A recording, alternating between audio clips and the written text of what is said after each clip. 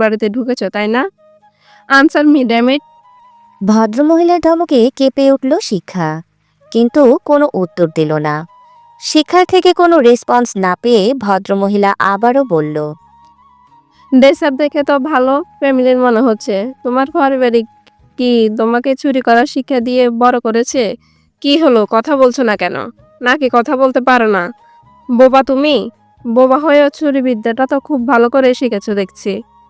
বাসা ভর্তি মেহমানদের সামনে চুরির অপবাদে অপমানিত হয়ে শিখার এই মুহূর্তে মনে হচ্ছে নিজেকে শেষ করে দিতে।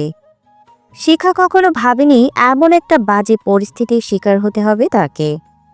দর্শনেন্দ্রিয় আজ কোনো বাদ মানছে না তার। আপনা আপনি পানি গড়িয়ে পড়ছে দর্শনেন্দ্রিয় থেকে। চারিদিকে সবাই তার দিকে অধীর আগ্রহে তাকিয়ে রয়েছে। অনেকে আবার বলাবলি করছে, এর জন্যই প্রবাদে বলা হয়েছে চকচক করলেই শোনা হয় না। উপরে উপরে কি সুন্দর মায়াবী চেহারার একটা মেয়ে, অথচ ভেতরে ঠিকই ভেজাল রয়েছে। ওই যে বলে না, উপরে ফিটফাট ভেতরে সদরঘাট। অবশ্য মেয়েটার সাহসের প্রশংসা না করলেই নয়। মন্ত্রীর বাড়িতে এসেছে চুরি করতে বলেই অট্টহাসিতে ফেটে পড়ল সবাই। মন্ত্রীর স্ত্রী আলিশা মির্জা শিক্ষার থেকে কোনো রেসপন্স না পেয়ে অধৈর্য কণ্ঠে আবারও জিজ্ঞেস করল, এই মেয়ে, শাড়ির আঁচলের নিচে কি লুকিয়েছো দেখি? দেখি কত দামি জিনিস চুরি করেছো। দেখাও বলছি, না হলে এর ফল কিন্তু খুব খারাপ হবে। কাম অন মম, ওর মতো থার্ড ক্লাস মেয়ের পেট থেকে কথা বের করতে আমার হাতের একটা থাপড়ই যথেষ্ট। কিন্তু ওর মতো ছোটখাটো চোর ধরা পুলিশের কাজ, সিআইডির নয়।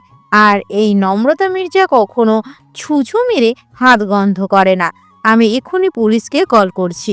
পুলিশ এসে 2-4 ঘা দিলে এমনিতেই মুখ খুলবে। মন্ত্রীর বাড়িতে এসে চুরি করার স্বাদ হাড়ে হাড়ে টের পাবে। Just wait and C.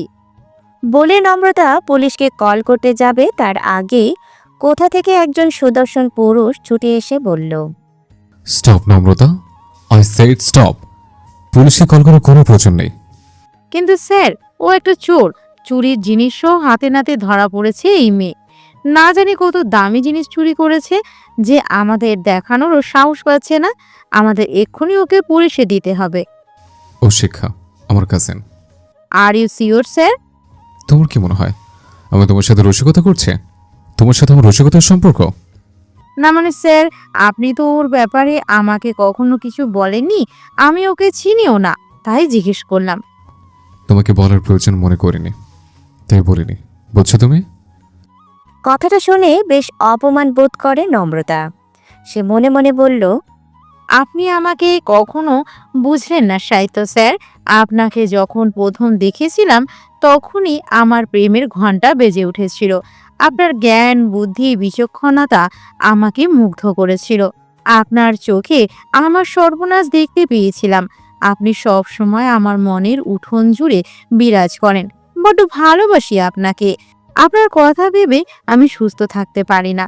আমি খেতে পারি না, ঘুমোতে পারি না। বড্ড আপনিহীনতায় ভুগছি আমি। একজন মন্ত্রীর মেয়েও শুধুমাত্র আপনার জন্য নিজের জীবনে ঝুঁকি নিয়ে সিআইডিতে জয়েন করেছি, যাতে আপনার আশেপাশে থাকতে পারি, আপনাকে 2 চোখ ভরে দেখে আমার চোখের তৃষ্ণা মেটাতে পারি। কিন্তু আপনি আমার কদর বুঝলেন না সাহিত্য স্যার। ইনফ্যাক্ট কখনো আমাকে বোঝার চেষ্টাই করেননি। That's not matter sir. আমিও হাল ছেড়ে দিব না। এই নম্রতা মির্জা যা চায় তাই পায়। আর আপনি তো একটা জড়জ্যান্ত মানুষ। আপনাকে পাওয়ার জন্য আমি সব করতে পারবো। All everything. এই জন্যই হয়তো বলা হয়েছে everything is fair in love and wire.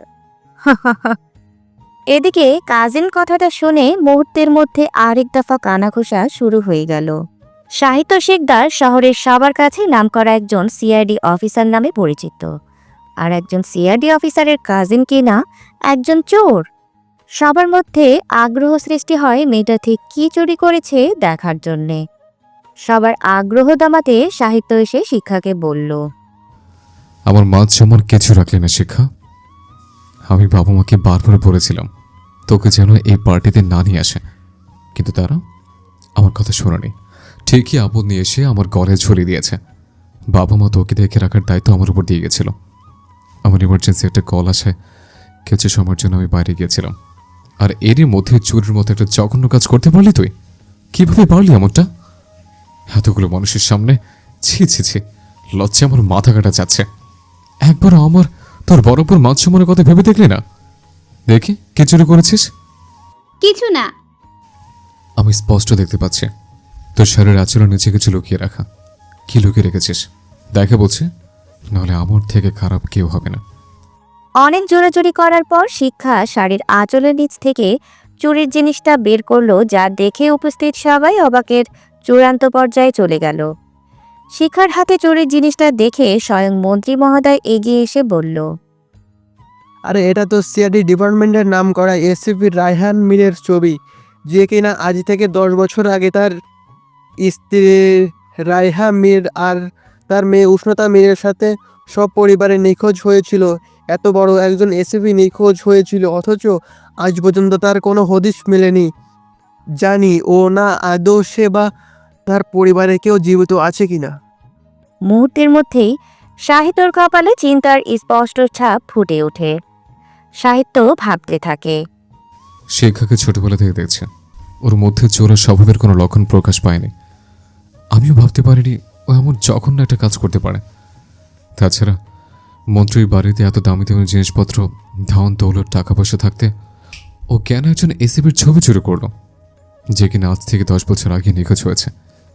But I know very well, লাভে লোহা বয়, বিনা লাভে তুলা বয় না। এই ছবি চুরির পেছনে নিশ্চয়ই কোনো না কোনো কারণ আছে, কিন্তু কি এমন কারণ থাকতে পারে এই ছবি চুরি করার পেছনে? একটা চোরের সাথে একই টেবিলে বসে আমি খেতে পারবো না পাপা। ঠিক এজন্যই আমি হোস্টেল থেকে বাড়িতে আসতে চাই না।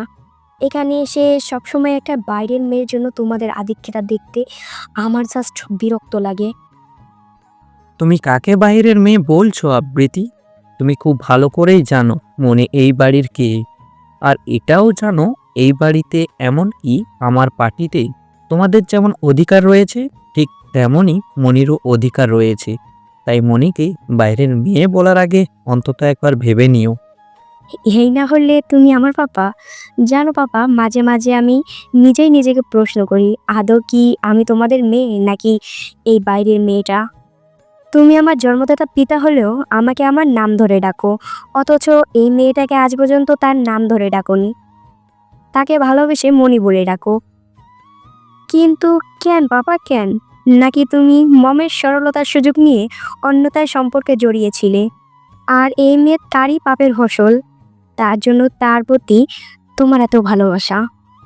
আবৃতির কথা শুনে সাদ্দাম শিকদার রাগান্বিত হয়ে আবৃতির গালে থাপ্পড় দিয়ে বলল, ছি আবৃতি, ছি! আমি ভাবতেও পারিনি তুমি এত নিচে নেমে গিয়েছো। কার সামনে দাঁড়িয়ে কথা বলছো সেটা ভুলে গিয়েছো তুমি? একটা কথা কি জানো, বিদ্যা আবরণে, শিক্ষা আচরণে। বিদ্যা সহজ, শিক্ষা কঠিন।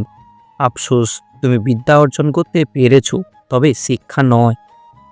বলে সাদ্দাম শিকদার খাবার ছেড়ে উঠে যেতে চাইলে তার স্ত্রী অন্তরা শিকদার তার হাত ধরে চেয়ারে বসিয়ে দিয়ে বলল, বাচ্চা মেয়েটা অভিমান থেকে বলেছে, তুমি প্লিজ কিছু মনে করো না। অনার্স ফাইনাল ইয়ারে যে মেয়ে পড়ে সে কিভাবে বাচ্চা মেয়ে হয় অন্তরা? অবস্থা বেগতিক দেখে শিক্ষা বলল, বলছিলাম কি বড় আব্বু, আবৃতি আপু তো ঠিক কথাই বলেছে। আপু এতদিন বাদে হোস্টেল থেকে বাড়ি ফিরেছে, তোমাদের সাথে একসাথে বসে খাবে, মজা করবে, এটাই স্বাভাবিক বিষয়। কিন্তু আমি মাঝখান থেকে এসে তোমাদের ডিস্টার্ব করলাম। তুমি আবৃতি আপুকে আর কিছু বলো না প্লিজ। এখন এত ভালো সাজার নাটক করতে হবে না তোর। আর কিসের আবৃত্তি আপু? হ্যাঁ, ডোন্ট কল মি আবৃত্তি আপু। তোকে আমি আগেও বলছি আর এখনো বলছি, আমাকে তুই আপু ডাকবি না। তোর মুখ থেকে আমি আপু ডাক শুনতে চাই না, আমাকে আবৃত্তি ম্যাম বলবি। ঠিক আছে আবৃতি ম্যাম বলে শিখা চেয়ার ছেড়ে উঠতে গেলে অন্তরা জিজ্ঞেস করলো, হ্যাঁ রে শিক্ষা, তুই এবার না খেয়ে উঠছিস কেন? আসলে বড় আম্মু, আমি ভুলে গিয়েছিলাম যে দাদির ঔষধ খাওয়ার সময় হয়ে গিয়েছে। তাছাড়া পায়ে তেল গরম করে মালিশ করে দিতে হবে। তোমরা বরং খাও, আমি পরে খেয়ে নিব। আবৃতির কথায় শিখা কষ্ট পেয়ে চলে যেতে চাইছে। ব্যাপারটা বুঝতে পেরে অন্তরা বলল, ঠিক আছে যা। 70 বছর বয়সী জাকিয়া জেসমিন সাদ্দাম শিকদারের আম্মা, যার প্রত্যেকটা কথা এই শিকদার ভিলার সবাই অক্ষরে অক্ষরে পালন করে। হঠাৎ 2 দিন আগে বাথরুমে পা পিছলে পড়ে গিয়ে তিনি হাঁটুতে বেশ আঘাত পেয়েছেন, যার ফলে হাঁটাচলা করতে পারছেন না। এজন্য তার খাবার, ঔষধ, গোসল যাবতীয় কাজ শিখাকে করতে হচ্ছে। শিখা এসে দেখে তিনি সবেমাত্র খাবার শেষ করেছেন। শিখাকে দেখে তিনি বললেন, কিলো সতীন, মুখ বারকা, কি হইছে? কিছু হয়নি বুড়ি, হলে তো এতক্ষণে ওঙ্গা ওঙ্গা করে কান্না শুরু করতো। তাইলে মুখে কুলু পিটে রইসুস্কা? কিছু না, এমনিতেই। তুমি বুড়ি এত কথা না বলে তাড়াতাড়ি ঔষধটা খেয়ে নাও। পায়ের ব্যথা কি কমেছে? আর কি তেল মালিশ দিতে হবে? দিলে তো একটু আরাম পাইতাম। তার আগে আমার চুলটা আশ্রিয়ে দে তো। ঠিক আছে বলে শিখা চিরুনি দিয়ে জাকিয়ার মাথা আছড়ে দিচ্ছে। এমন সময় সাহিত্য এসে বলল, শিক্ষা, আমার রুমে তো একটু, তোর সাথে একটু জরুরি কথা আছে। আপনি যান, আমি হাতের কাজ সেরে আসছি। এক্ষুনি আয়, আমার হাতে সময় নেই, আমাকে বেরোতে হবে। বলে সাহিত্য নিজের রুমে চলে গেল। জাকিয়া জেসমিন পান চিবুতে চিবুতে ফোড়ন কেটে বলল, চুলো রয়েছে ক্ষীর, আমার পরাণ কি থায়ে থির। দাঁড়াও বুড়ি, বড় আব্বুকে বলে তোমার পড়ান স্থির করার ব্যবস্থা করছি। বলবো আজকালের মধ্যেই যেন ম্যারেজ মিডিয়াতে পাত্র চেয়ে বিজ্ঞাপন দেয়। কোনো বুড়োর দেখা পেলে পরাণ এমনিতেই থির হয়ে যাবে। আমার পরাণ এমনিতে ধীর আছে রে সতীন, এইদিকে আবার কারো পরাণ ছটফট করছে। যা গিয়ে পরাণটা আর একটু স্থির করে দিয়ায়। ঠিক আছে, তুমি তাহলে বিশ্রাম করো, আমি তেল গরম করে নিয়ে আসবো। ঠিক আছে, তাড়াতাড়ি যা তুই। শিখা এসে দেখল সাহিত্য রেডি হচ্ছে, হয়তো অফিসে বা অন্য কোথাও যাবে। শিখা সাহিত্যর সামনে দাঁড়িয়ে বলল, কি চাই? আপাতত তুই হলে চলবে। মানে?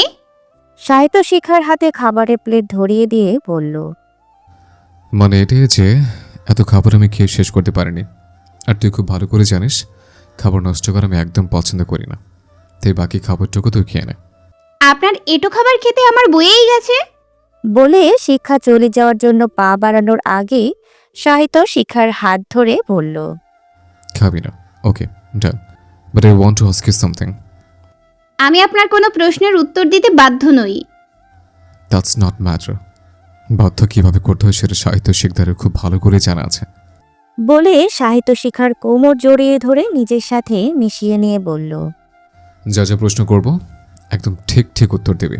আর হ্যাঁ, একদম মিথ্যা বলার চেষ্টা করবি না। আমি খুব ভালো করে জানি তুই কোনো না কোনো উদ্দেশ্য নিয়ে মন্ত্রীর বাড়িতে গিয়েছিলে। কী সে উদ্দেশ্য, কেন গিয়েছিলে? সাহিত্যর স্পর্শে কেঁপে ওঠে শিক্ষা। সারা শরীরে বিদ্যুৎ বয়ে যায়, কিন্তু শিক্ষা কোনো প্রতিক্রিয়া না করে কথা ঘুরিয়ে বলল, আপনি বুঝি এভাবেই মেয়ে ক্রিমিনালদের মুখ খুলতে বাধ্য করেন? What an idea sir, that's great.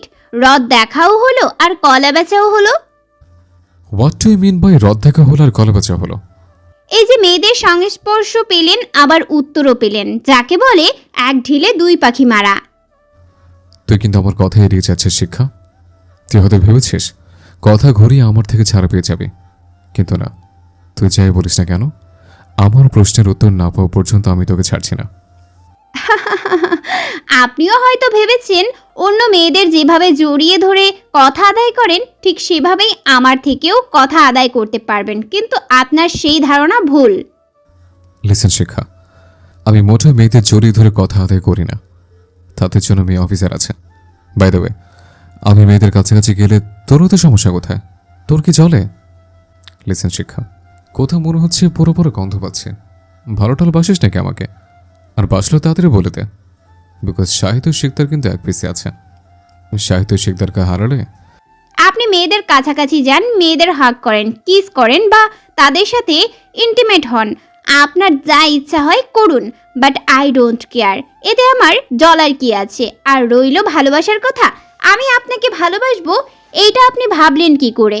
প্রয়োজনে হিরো আলমকে ভালোবাসবো, তবু আপনার মতো মানুষকে কখনো ভালোবাসতে যাব না। তাছাড়া আমি আগেও আপনাকে বলেছি আর এখনো বলছি, আপনার প্রতি আমার কোনো ইন্টারেস্ট নেই।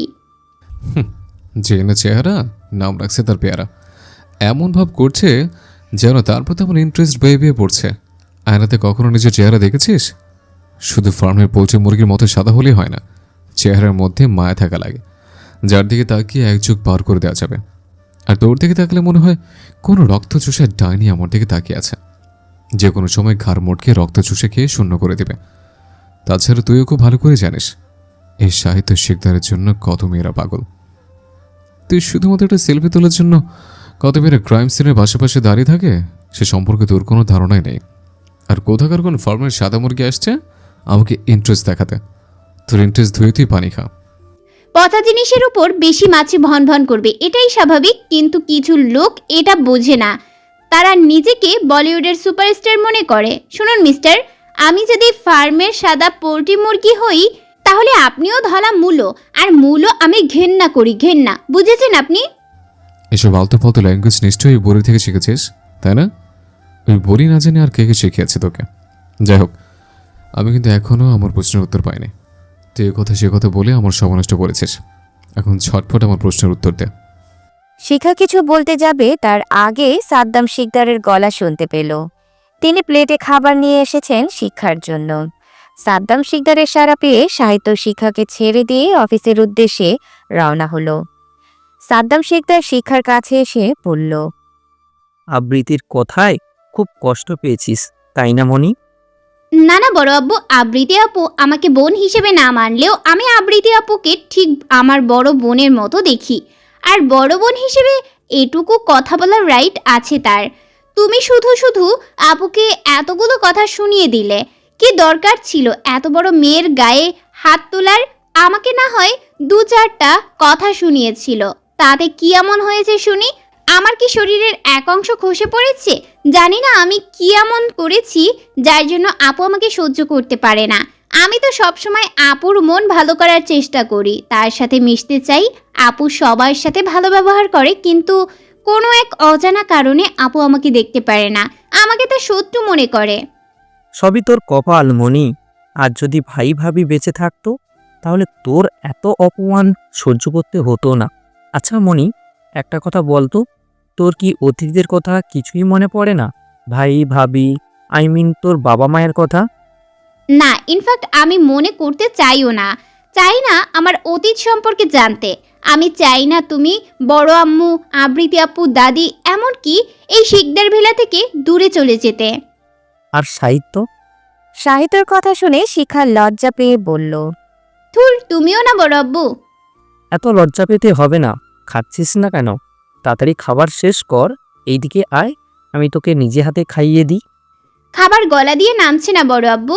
জানো তো আগামীকাল আমার এইচএসসি পরীক্ষার রেজাল্ট দিবে, খুব টেনশন হচ্ছে। কি যে হবে আমি যদি তোমার স্বপ্ন পূরণ করতে না পারি। তোর প্রতি বিশ্বাস আছে আমার।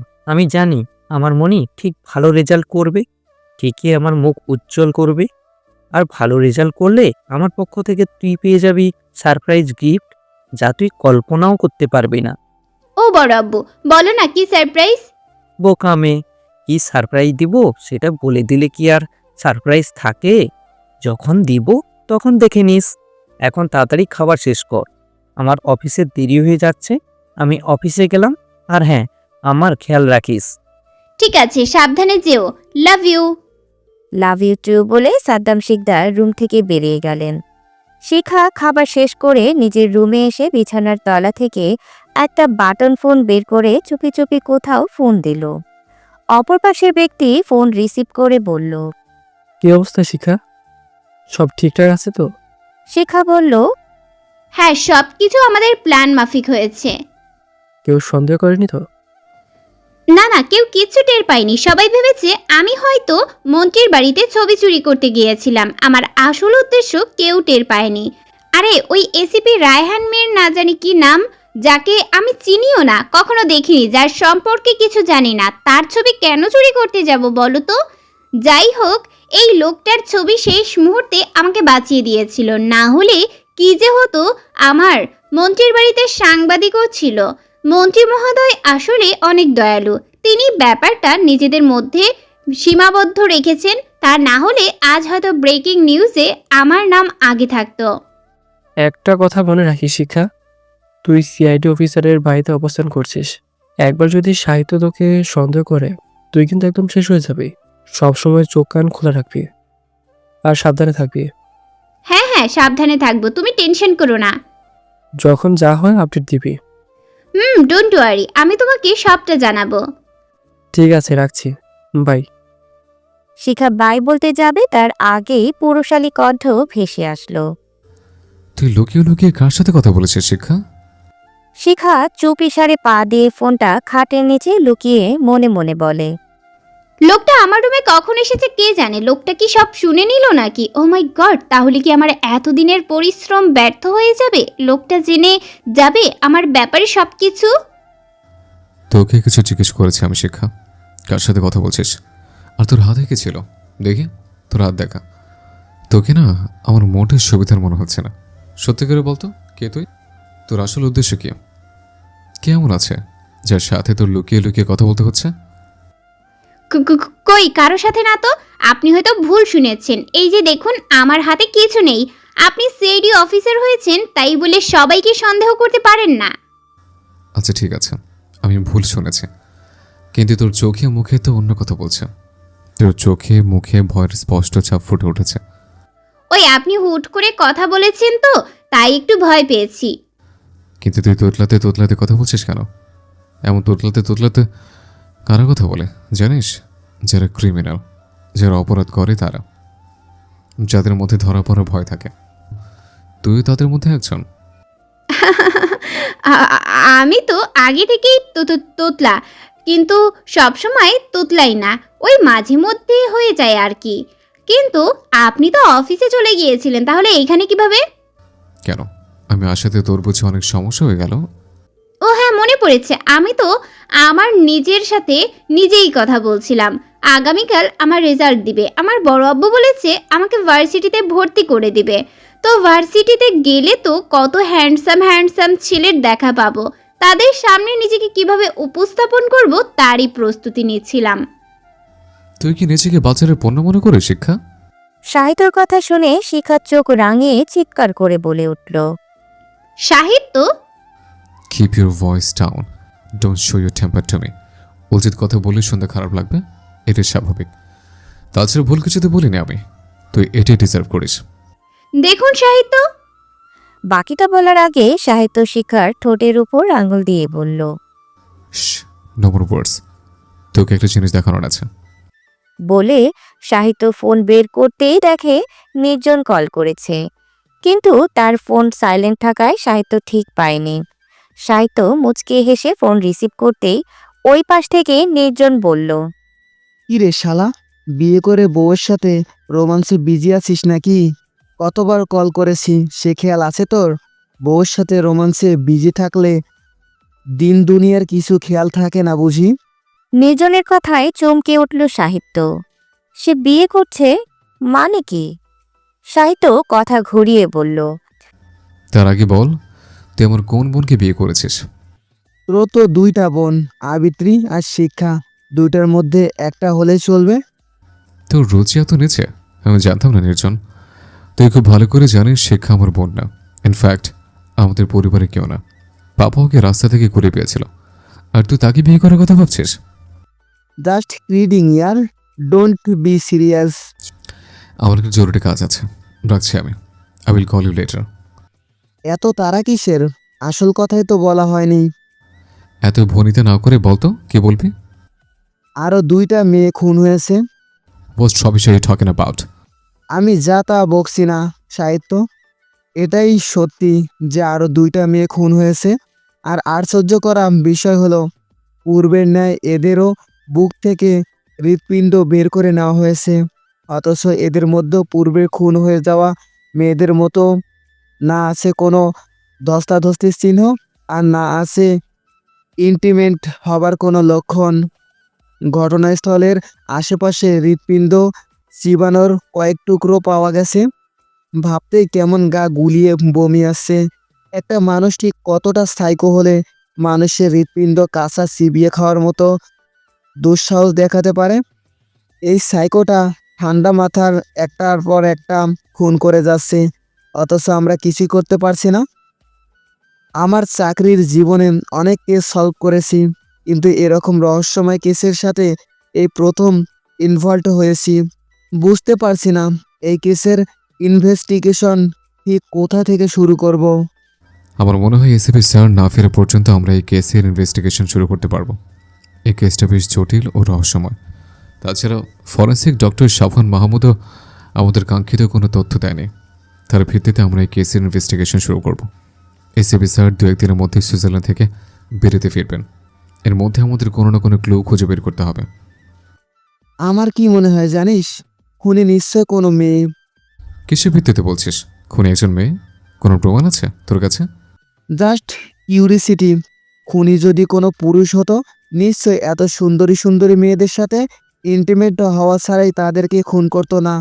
আর যদি পুরুষ হয়েও থাকে, আমার মনে হয় সে তোর সহজাত ভাই, তোর মতোই রসকসহীন পুরুষ। তার মধ্যে ভালোবাসা, মায়া, মমতা কিছুই নেই, যে নিজের কাজ ছাড়া অন্য কিছু ভাবে না। তুই নিজের অবস্থানের কথা ভুলে যেতে পারিস নির্জন, কিন্তু আমি কখনই আমার অবস্থানের কথা ভুলি না।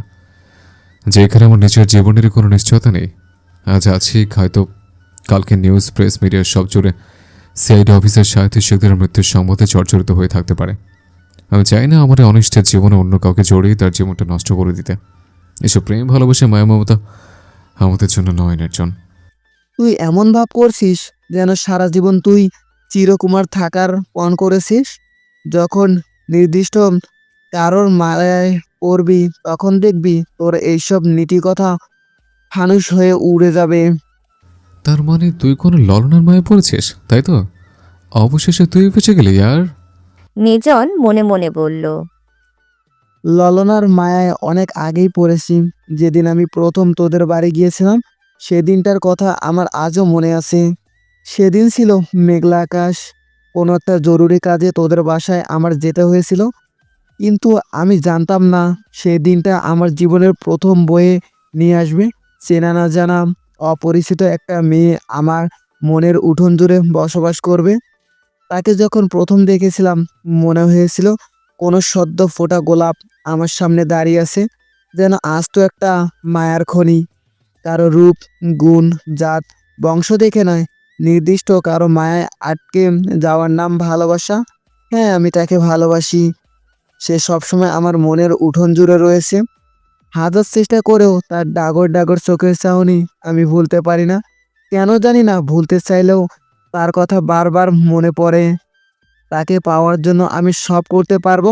আমি পুরো পৃথিবীর সাথে লড়তে পারবো তার জন্য।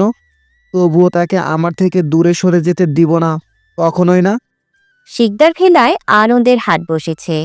শিক্ষার রেজাল্ট প্রকাশিত হয়েছে। শিক্ষা গোল্ডেন A+ পেয়েছে। সেই উপলক্ষে সাদ্দাম শিকদার তার অফিসে মিষ্টি বিতরণ করেছেন। বাসায় অন্তরা নিজের হাতে তৈরি করেছেন শিক্ষার পছন্দের পোলাও, নারকেল দিয়ে রাজহাঁসের গোশত, নারকেল দিয়ে চিতই পিঠা, গরুর গোশত, সাদা ভাত, পাঙ্গাস মাছের ঝোল, শুটকি মাছের পাতুরি, ফুলকো লুচি, আলুর দম আর মূলার পায়েস। সাধারণত সব সময় মূলা পাওয়া যায় না। শিখা মূলার তরকারি অপছন্দ করলেও মূলার পায়েস তার খুব পছন্দের। এই জন্য অন্তরা মূলার সিজনে কিছু মূলা কুচি কুচি করে কেটে সিদ্ধ করে ডিপে রেখে দিয়েছিল। আর আজ স্পেশাল দিনে শিক্ষার জন্য তিনি স্পেশাল রান্না করেছেন। মোটামুটি একটা উৎসবমুখর পরিবেশ সৃষ্টি হয়েছে শিকদার ভিলায়। অন্তরা সবে রান্নার পর্ব শেষ করে কিচেন থেকে বেরিয়েছে। এমন সময় কলিং বেল বেজে উঠল। অন্তরা দরজা খুলে দেখে তার স্বামী সাদ্দাম শিকদার এসেছেন। হাতে একটা গিফট বক্স রয়েছে। তিনি অন্তরাকে জিজ্ঞেস করল, মণি কোথায়? মণিকে দেখছি না যে। আছে হয়তো আমার রুমে। ঠিক আছে, আমি দেখছি। তুমি খাবার রেডি করো। সব রেডি। তুমি ফ্রেশ হয়ে শিক্ষাকে নিয়ে নিচে এসো। শিক্ষা বলছিল যতদিন আবৃত্তি বাড়িতে আছে সে কয়দিনও নিচে খেতে আসবে না, ওপরে আম্মার সাথে খেয়ে নেবে। আবৃত্তি কথায় মেয়েটা এত কষ্ট পেয়েছে। আবৃত্তির উচিত হয়নি মেয়েটাকে এভাবে বলার। মেয়েটাকে কত ভালোবাসে, আর ও তাকে দু চোখে সহ্য করতে পারে না। তুমি চিন্তা করো না, আমি নিয়ে আসছি। শিখাকে দেখে সাদ্দাম শিকদার উপরে এসে দেখে শিখা তার মায়ের পায়ে তেল মালিশ করে দিচ্ছে। তাকে দেখে শিখা অবাক হয়ে জিজ্ঞেস করলো, বড় আব্বু তুমি এই সময় বাড়িতে কেন? তোমার তো এখন অফিসে থাকার কথা। আমার মনি এত ভালো রেজাল্ট করেছে শুনে আমি কিভাবে অফিসে বসে থাকতে পারি? তুমি খুব খুশি হয়েছো তাই না বড় আব্বু? সন্তানের সাফল্যে সবচেয়ে বেশি খুশি হয় তার বাবা মা। আমি অনেক অনেক খুশি হয়েছি মনি। শিখা এসে সাদ্দাম শিকদারকে জড়িয়ে ধরে বলল, আমার জন্য দোয়া করো বড় আব্বু, আমি যেন তোমার স্বপ্ন পূরণ করতে পারি। আমি জানি আমার মনি পারবে বলে সাদ্দাম শিকদার গিফট বক্সটা শিক্ষার হাতে দিয়ে বলল, এই যে তোর সেই সারপ্রাইজ, এখন খুলে দেখ তোর পছন্দ হয় কিনা। শিখা দৌড়ে গিয়ে হাত পরিষ্কার করে এসে প্যাকেট খুলে দেখে একটা স্মার্টফোন। শিখা খুশিতে আত্মহারা হয়ে সাদ্দাম শিকদারকে জড়িয়ে ধরে বলল, আমি সত্যি অনেক খুশি হয়েছি। আমি কখনো ভাবতে পারিনি তুমি আমাকে এমন একটা গিফট দিবে। লাভ ইউ বড় আব্বু। পছন্দ হয়েছে ফোন? আমার বড় আব্বু পছন্দ করে এনেছে আমার জন্য, আর আমার পছন্দ হবে না এমনটা কখনো হতে পারে না। কিন্তু বড় আব্বু, তোমার ছেলে যদি জানতে পারে আমার কাছে ফোন রয়েছে তাহলে তিনি খুব রাগ করবেন। তিনি আগেই বলে দিয়েছে আমাকে যেন ফোন না দেওয়া হয়। Don't take a tension. Sahitya আমার ছেলে, আমি সাহিত্যের ছেলে না, তাই আমার কথার উপর সাহিত্য কখনো কথা বলার সাহস পাবে না। এখন নিচে চল তো, খাবার ঠান্ডা হয়ে যাচ্ছে যে। অন্তরা, সব তোর পছন্দের খাবার রান্না করেছি, কবজি ডুবিয়ে খাবো আজ। কিন্তু আবৃতি আপু, আমি নিচে গেলে আপু তো খেতে বসবে না ডাইনিং টেবিলে। আমি চাই না আমার জন্য তোমাদের মধ্যে মন কষাকষি হোক। সেটা আমি দেখে নিব, তুই নিচে আয়, আমি আবৃতিকে নিয়ে আসছি, আর সবাই মিলে একসাথে বসে খাবো। ঠিক আছে, তুমি যাও, আমি আসছি। নতুন ফোন পেয়ে শিখার দিন দুনিয়ার সব যেন ভুলে গেছে। সবাই মিলে একসাথে খাওয়া দাওয়া শেষ করে শিখা নিজের রুমে এসে সেলফি তুলছে। এমন সময় সাহিত্য এসে বলল, শুনলাম তোকে নাকি বাবা ফোন গিফট করেছে। আমি বাবাকে বারণ করেছিলাম তোকে যেন ফোন না দেয়, কিন্তু কে শোনে কার কথা। চোখ কি পিছনে রয়েছে? আপনার স্পষ্ট দেখতে পাচ্ছেন আমি ফোন দিয়ে ছবি তুলছি, তাহলে আবার জিজ্ঞেস করছেন কেন? কোথায় একটু পড়েছিলাম, পিপিলিকার পাখা গজায় মরিবার দরে, অর্থাৎ মরার আগে পিপিলিকা উঠতে শুরু করে। তোর এমন অবস্থা হয়েছে শিক্ষা? মানে কি? কিছু না, তোর ফোনটা আমাকে দে তো। কেন? দিতে বলছি দিবি, এত প্রশ্ন করবি না। দেখছেন তো আমি সেলফি তুলছি, এখন দিতে পারবো না। তুই বরং আমার ফোন নিয়ে সেলফি তোল, আর তোরটা আমার কাছে দে। নতুন ফোনে অনেক কিছু সেট আপ করতে হয়, আমার কাছে দে, আমি সব করে দিচ্ছি। শিখা মনে মনে বলল, ব্যাটার মতলব তো ঠিক মনে হচ্ছে না। এত মধু ঢেলে কথা বলার লোক সাহিত্য শিকদার নয়, নিশ্চয়ই কোনো না কোনো ঘাপলা আছে। কি কি এত ভাবছিস বলতো? কিছু না। তাহলে দে ফোন, আর এই নে আমারটা, তোর যত ইচ্ছে হয় সেলফি তুলতে পারিস। এই নিন। শিখা সাহিত্যকে তার ফোন দিয়ে বলল। সাহিত্য শিখার ফোন নিয়ে বেলকনিতে চলে গেল। শিখা সাহিত্যর ফোন দিয়ে সেলফি তুলছে। এমন সময় হঠাৎ সাহিত্যর ফোনে টুং করে একটা মেসেজ এলো। শিখা কৌতূহল দমিয়ে রাখতে না পেরে মেসেজ বক্সে গিয়ে দেখল আননোন নাম্বার থেকে রোমান্টিক সব মেসেজ এসেছে। মেসেজের ধরন দেখে মনে হচ্ছে কোনো মেয়ে মেসেজ দিয়েছে। মেসেজগুলো ছিল এমন: আমার স্বপ্নের পুরুষ, কবে আপনি আমার স্বপ্ন থেকে বাস্তবে আসবেন বলুন তো? কবে স্বপ্নের মতো বাস্তবে আপনাকে ছুঁয়ে দিতে পারবো? জ্বালিয়ে পুড়িয়ে শেষ করে দিচ্ছেন আমাকে। এমন অবস্থা হয়েছে আমার, আমি যেন পাগল হয়ে গেছি। When I remember you, I cannot sleep. I cannot eat. I cannot be healthy. শিখা ভাবল, এই মেসেজ যদি সাহিত্য দেখে তাহলে তো সাহেবের পা মাটিতে পড়বে না, তিনি আকাশ দিয়ে হেঁটে বেড়াবে। তার চেয়ে বরং আমি মেসেজ ডিলিট করে দিব, ব্যাস খেল খতম বলে দুষ্টুমির হাসি হাসল শিক্ষা। সাহিত্য এসে শিক্ষার হাতে ফোন ধরিয়ে দিয়ে শিক্ষার দিকে ঝুঁকে ফিসফিস আওয়াজে বলল, তুই নিজেকে বড্ড বেশি চালাক মনে করিস শিক্ষা। তবে একটা কথা মনে রাখিস, তুই চলিস ডালে ডালে, আমি চলি পাতায় পাতায়। দূরে থেকে কি কথা বলা যায় না? অসভ্যের মতো সবসময় গায়ে এসে পড়েন কেন? তুই বুঝবি না বলে সাহিত্য শিক্ষার দিকে ফ্লাইং কিস ছুঁড়ে বেরিয়ে গেল। শিখা ঠাঁই সেখানে দাঁড়িয়ে বলল, এই লোকটাকে আমি কখনো বুঝে উঠতে পারি না। গতকালও মন্ত্রীর বাড়িতে কি উদ্দেশ্যে গিয়েছিলাম সেইটা জানার জন্য আমাকে জেরা করেছে। ভাগ্যিস তখন নির্জন ভাই ফোন দিয়েছিল, তাই পালিয়ে বাঁচতে পেরেছিলাম। কিন্তু গতকালের পর থেকে আমাকে এই বিষয়ে সাহিত্য আর কোনো প্রশ্ন করেনি। আর আজ তো ভালো ব্যবহার, কিন্তু কেন? কি চাইছে এই লোকটা? দেখতে দেখতে সবার জীবন থেকে হারিয়ে গেল কিছুদিন। সাহিত্য আর তাদের পুরো টিম তাদের চাকরি জীবনের সবচেয়ে রহস্যময় কেসের ইনভেস্টিগেশন শুরু করে দিয়েছে। ফরেনসিক ডক্টর সাফওয়ান মাহমুদ জানিয়েছেন, এ পর্যন্ত যে কয়টা মেয়ে খুন হয়েছে প্রত্যেকের বয়স আনুমানিক 18 থেকে 19 বছরের মধ্যে। প্রত্যেকটা মেয়েকে ঠিক একইভাবে একই পদ্ধতিতে খুন করা হয়েছে। প্রথমে এদেরকে পানীয় জাতীয় কিছুর সাথে হাই পাওয়ারের ঘুমের ওষুধ মিশিয়ে খাওয়ানো হয়েছে। খুনি এখানেই ক্ষান্ত হয়নি। ঘুমের ওষুধ খাওয়ানোর সাথে সাথে তাদের শরীরে ইনজেকশনও পুশ করা হয়েছে তাদেরকে অজ্ঞান করার জন্য। এরপর খুনি তাদের ধারালো কোনো অস্ত্র দিয়ে জবাই করে বুক থেকে হৃৎপিণ্ড আলাদা করে নিয়েছে। খুনির হয়তো সাইকোলজিক্যাল কোনো সমস্যা রয়েছে, হয়তো অনেক দিন থেকে মানসিক কোনো সমস্যায় ভুগছেন। তবে অনেক চালাক আছে বটে।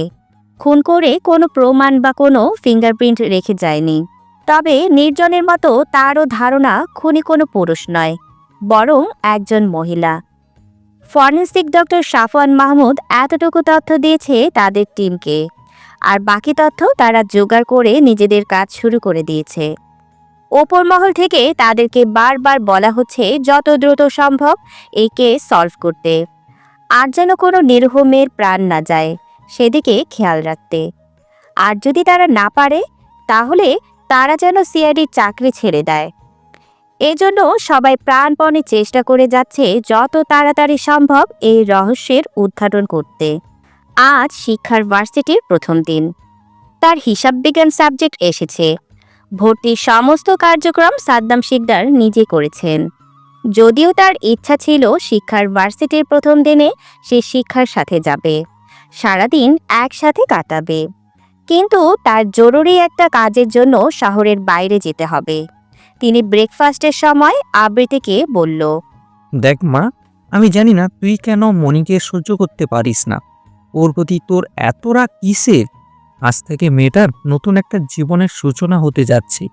আমি চেয়েছিলাম আজ ওর সাথে সময় কাটাতে, কিন্তু আমার একটা জরুরি কাজ পড়ে গিয়েছে, এখানে যেতে হবে আমাকে। তোরা যেহেতু একই ভার্সিটিতে আছিস, তুই কি একটু মনিকে সাথে করে নিয়ে যেতে পারবি? মেয়েটা ভার্সিটিতে গিয়ে যদি কোনো ঝামেলা করে, বড্ড চিন্তা হয় মেয়েটাকে নিয়ে আমার। এমনভাবে বলছো কেন পাপা? হ্যাঁ, আমি স্বীকার করছি আমি ভুল করেছি।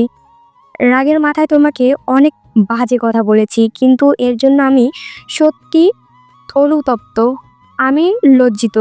আমাকে কি ক্ষমা করা যায় না পাপা?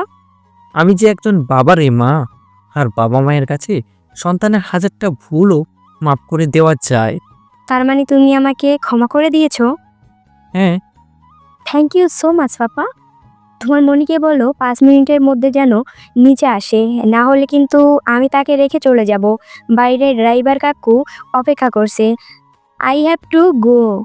আমি রেডি আবৃতি ম্যাম, চলুন আপনি। সিঁড়ি থেকে নামতে নামতে বলল শিক্ষা। শিক্ষাকে দেখে এক দফা চমকে উঠল আবৃত্তি। শিক্ষা কালো কালারের জর্জেটের একটা 3 পিস পরেছে। কালো কালারটা ফর্সা গায়ের সাথে একদম ফুটে উঠেছে।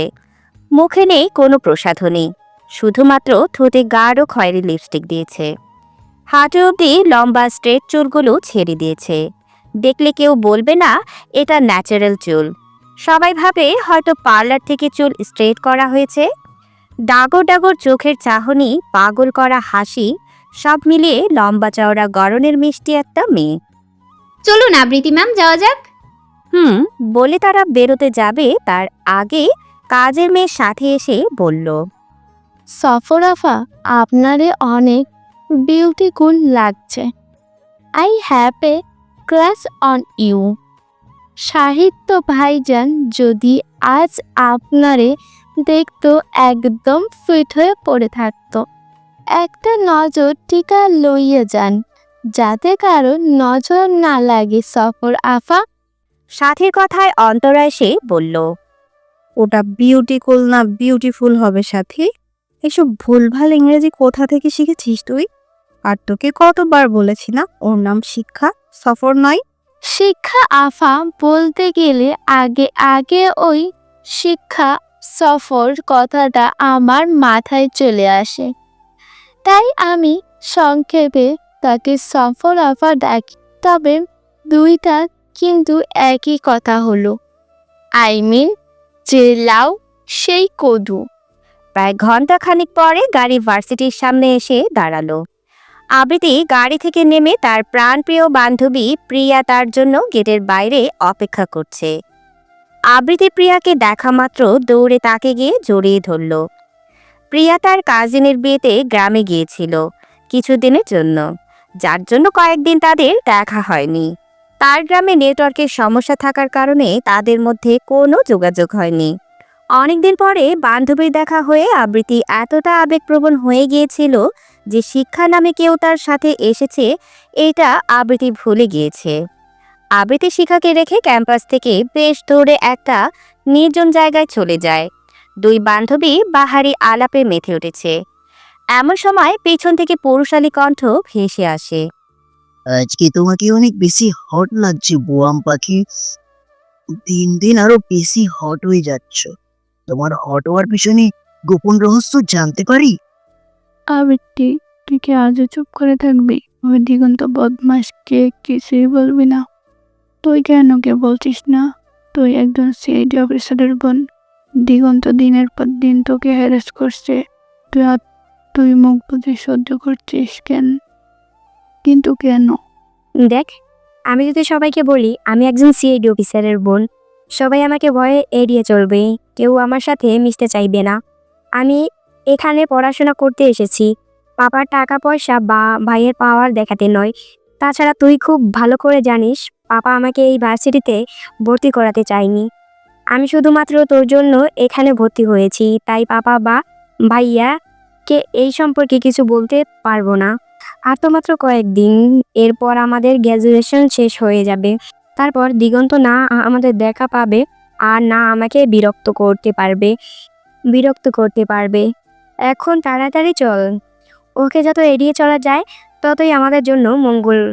বলে আবৃতি আর প্রিয়া পা বাড়ানোর আগেই দিগন্ত এসে আবৃতির ওড়না হাতে মুঠো নিয়ে বলল, এত তাড়া কিসের সুন্দরী? আমার মনে যে আগুন তুমি জ্বালিয়েছ, সেই আগুন আগে নিভিয়ে দিয়ে যাও। আমি কিন্তু চিৎকার করব। ও আচ্ছা, বেবি চিৎকার করবে? আরে হ্যাঁ, করো, চিৎকার করো।